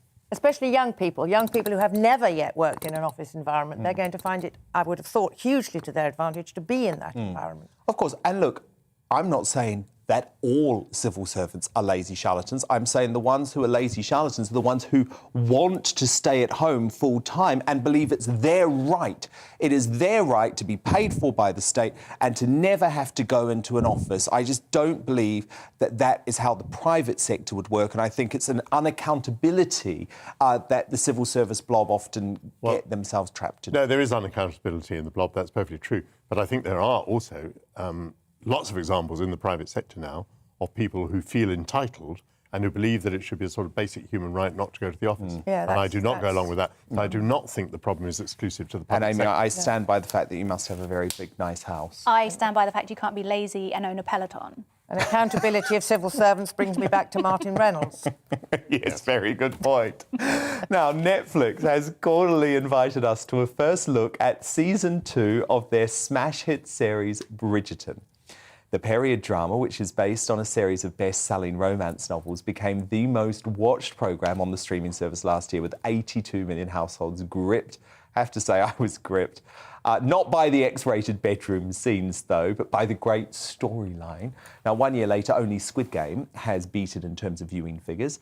Now, Netflix has released these preview pictures for season 2 ahead of its release on March the 25th. This time, the focus will shift to the budding romance between Anthony Bridgerton, played by the British actor Jonathan Bailey, and new character Kate Sharma, played by Broadchurch actress Simone Ashley. The sad news for some is that Reggae Jean Page, who played the dishy Duke of Hastings, well, he's gone. He's not going to return. He unexpectedly quit in April amid swirling rumours, there he is, that he could be the next James Bond. Ooh. I love Bridgerton, though. I was totally into it. It was one of my lockdown series, so I cannot wait for it to be back. Christine Hamilton, Michael Portillo, Amy Nicole. Can't wait for you three to be back either, because they're going to nominate for today's Greatest Britain and Union Jackass very shortly. But coming up next, he was declared a hero for speaking up against the COVID orthodoxy. But what happened after Dr. Steve James challenged the Health Secretary on mandatory jabs for the NHS? Find out in just a matter of seconds after we take a look at what's coming up in Monday's show.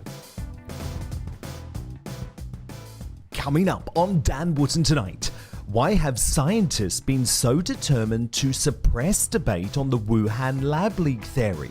Journalist Matt Ridley reveals what he's uncovered in exploring the origins of COVID for his new book. One of Australia's most revered conservative news hosts, Rita Panahi, joins me to share her view on whether the country she loves will ever return to normal. Plus, GB News star Neil Oliver and positive professor Carol Sikora bring a dash of optimism and reason that you won't find elsewhere in the media. And I break down the headlines of the day with my superstar panel, the Daily Express columnist Carol Malone, social commentator Esther Kraku, and senior reporter at the iNewspaper Benjamin Butterworth. That's Dan Wootton Tonight, Monday to Thursday from 9 p.m. till 11 p.m. on GB News. But it's time now for Uncancelled. And this is where Britain's top commentators speak out on controversial issues without the fear of the cancel culture sweeping the rest of the media. It was the moment that proved some free thinkers existed among the nation's medical community. Steve James, a consultant anaesthetist at King's College Hospital in London, became an internet sensation earlier this month when he bravely challenged Sajid Javid over the no jab, no job mandate for NHS workers. Let's have a reminder of what was quite a game-changing moment. What do you think of the new rule to require vaccination of all NHS staff? I'm not happy about that. So. You're not happy about it? Tell me. So I've had COVID at some point. Yeah. I've got antibodies. Yeah. I've been working on COVID ITU since the beginning. I have not had a vaccination. I do not want to have a vaccination.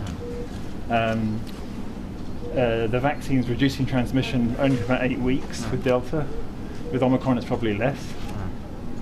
And for that, I would be dismissed if I don't have a vaccine. It's not, the science isn't strong enough. That's your view. And your views? That's your view. I don't want to give you mine because I've got nothing to say. No, the Health Secretary couldn't come up with a response there.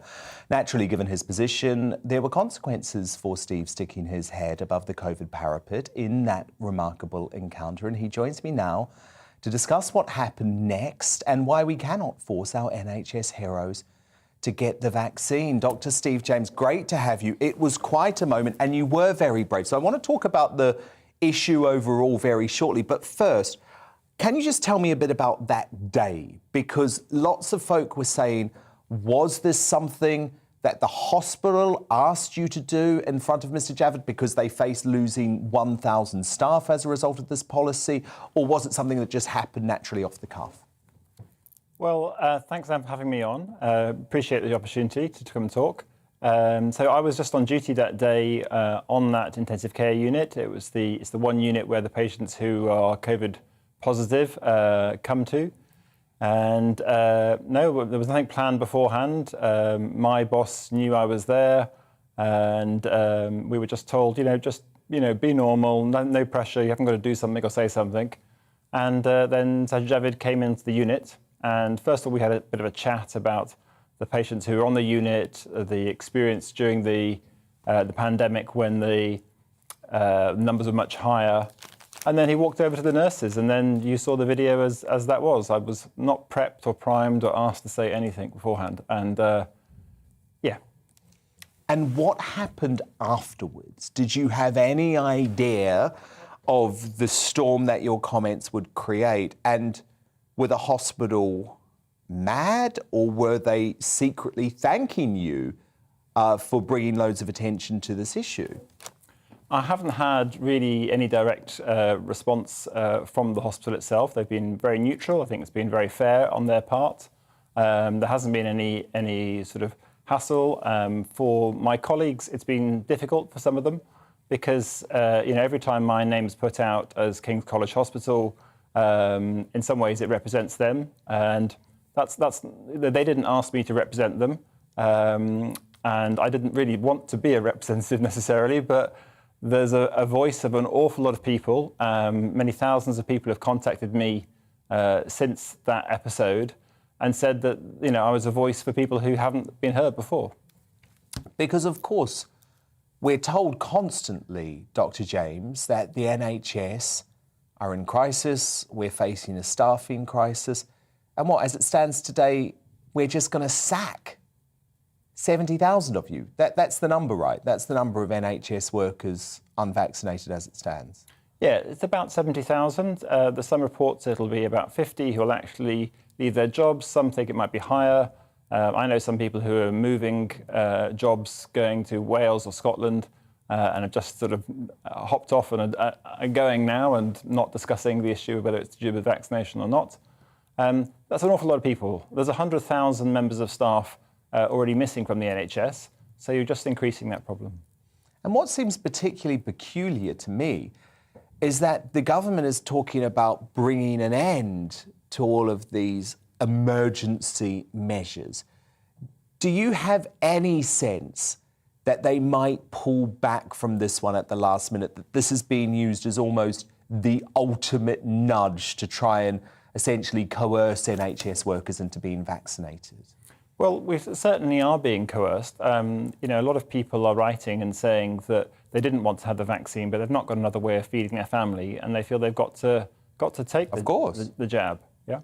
I understand the position has been scary for the government at different stages, but they've also got, if they're going to say follow the science, they've got to follow the science. And right now, it's not scientific to force NHS workers, not just NHS workers, but it's all CQC regulated healthcare institutions, so private sector as well. It's not just frontline staff, it's someone who's in an office because a doctor walks into an office and meets a receptionist or a secretary. It's them as well. It doesn't make sense to sack all these people. And Steve, what do you say to people who say, why don't you just get vaccinated then if you want to keep your job? Because it's really about principles. I mean, doctors, we are thinking about what we're doing and why we're doing it when it comes to a medical intervention with patients. There's three factors that I see to it. You talk about the risks, you talk about the benefits, and then you say, well, how do you see those things? How do you as the patient weigh those things up? And for me, I don't see how I can keep doing that for a patient when I say, well, I've bypassed that process myself. Do you know what I find so extraordinary? We were told at the start of this pandemic to celebrate and trust our brilliant NHS workers, but we don't trust them to have bodily autonomy. I find it genuinely quite extraordinary because I know that I trust you as a doctor to make the decisions about whether you have antibodies, about whether you need this vaccine as a healthy young man. And that's why I'm so opposed to this policy. Yeah, it's a little bit strange to have been trusted to do the graft and then be quite insultingly called unprofessional or not following a duty of care in the way that people are managing the situation. Right now, there's a lot of very, very interesting data coming out showing that the infection rates are higher per person unvaccinated, per person vaccinated compared with person unvaccinated. And that's just that the whole statistics have been turned on their head. And just to clarify, you do think there are groups in society, the vulnerable, those with comorbidities, those who are morbidly obese, those who are particularly old, you do think it makes sense for them to be vaccinated? Very much. But what we've gone from is a message about vaccines are good for reducing the death and the severe illness that we've seen from COVID-19 to vaccines are just good. And if vaccines are just good, then, well, shouldn't everybody have them? That doesn't make sense. We need to start getting a bit nuanced, start looking at, OK, in this group, this is the problem, and in this group, it's that problem. Essentially, you've got those who are at risk of significant illness, and you've got a healthy working-age population who's not really at risk of COVID. It's more like seasonal flu. And then you've got children who, well, I really don't think they should be having vaccines. Fascinating stuff. Well, look, thank you so much for joining us. We will see what happens and keep in touch. That was hospital consultant Dr. Steve James. Time now, though, to reveal today's greatest Britain and Union jackass. My superstar panel back with me now. Christine Hamilton, let me kick off with you. Who is your nomination for tonight's Greatest Britain? My nomination is Dr. Steve James. Oh, wow. It's been absolutely brilliant. And, first we clapped them and then they were sacked. And he has highlighted that what should be a libertarian government has turned into a totalitarian dictatorship. Thou shalt be vaccinated or thou shalt be sacked. It's outrageous. So well done for highlighting it. Keep Perfectly timed, Christine. Perfectly timed. Michael Portillo, your nomination. It's another doctor. Her name is Dr. Julia Ware. She's led a team at Cambridge University, which has devised a device for children who have diabetes. So it detects from their skin whether they're suffering a deprivation of insulin, and it controls a pump. Now, what this means is that the child itself doesn't have to be constantly being monitored, being given injections and so on. The child's life is much more normal. The parent's life is much more normal. Indeed, some parents have been able to return to paid employment because they've been freed from the task of looking after the minute-by-minute medical interventions. Dr. Julia Ware, well done. Brilliant stuff. Amy Nicole, your nominee. Well, mine is your favourite, the Queen. Because I read this week that she was actually offered the opportunity to have buy Downing Street to ease restrictions for Prince Philip's funeral and have more people and not be sacked the way she was. And in fact, she wanted to lead by example and not be an exception. Well, all great nominees, and not just because he's here, but my greatest Britain today is Dr. Steve James. I agree with Christine. This is such an important conversation that has been sparked by his chance encounter with Sajid Javid. And let's not sack 70,000 NHS workers in the middle of a health crisis, please, God. Union jackass time now. Christine Hamilton, your nominee. I must just say, Steve's sitting here looking incredibly embarrassed. He wasn't expecting that. No, you weren't expecting that. We need to give him something. What have you got? My union jackass is the Whip's office, I'm afraid. Oh, yes, and we know why. We know why. Well, have none. Oh, all right, OK. I mean, House of Cards, Francis Urquhart, absolutely truth, not novel. Michael Portillo, your nominee. Christian Wakeford, and you know all the reasons why. Oh, we know why. Christian Wakeford, as I call him. Amy Nicole, your nomination for Union Jackass. Well, my nomination this week is Kwasi Kwarteng for his bizarre Marvel villain laugh in response to the announcement about... Well, I hadn't seen this, but I think we've got the clip, so let's take a look. The government will no longer mandate the wearing of face masks anyway. Mr. Speaker.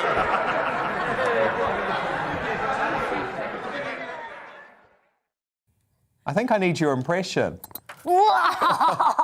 Thank you so much. What a superstar panel. Christine Hamilton, Michael Patillo, Amy Nicole. I'm back Monday. Good night. Hello again. It's turning cold out there. Clear skies for most, leading to a fairly hard frost, certainly for parts of England and Wales, the coldest night of the winter. But cloud will be increasing across the northwest around this area of high pressure. We'll see more cloud already spilling into Northern Ireland and Western Scotland, and that will help to keep the temperatures up here. But certainly elsewhere, frost forming out there at the moment, and it's going to just get colder and colder across the Midlands, Wales and southern England. Still a bit of cloud and 1 or 2 showers across Norfolk.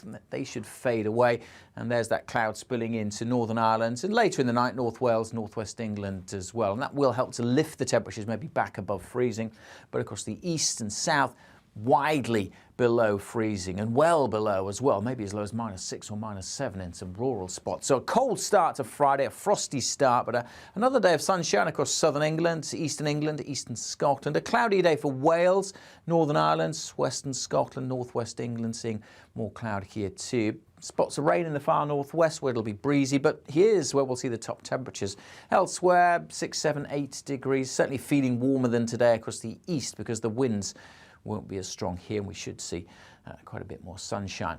The cloud will increase across southern parts during Friday evening and across the north as well. The cloud thickening, so some patchy rain over the Western Isles, the Highlands and the Northern Isles as we head into the weekend. And we always like to see some cloud and rain across Western Scotland, probably not much in Glasgow, and certainly further south. Most places will be dry on Saturday, some sunny spells for Aberdeenshire and down the eastern side of England as well. We should see some sunshine. Generally, though,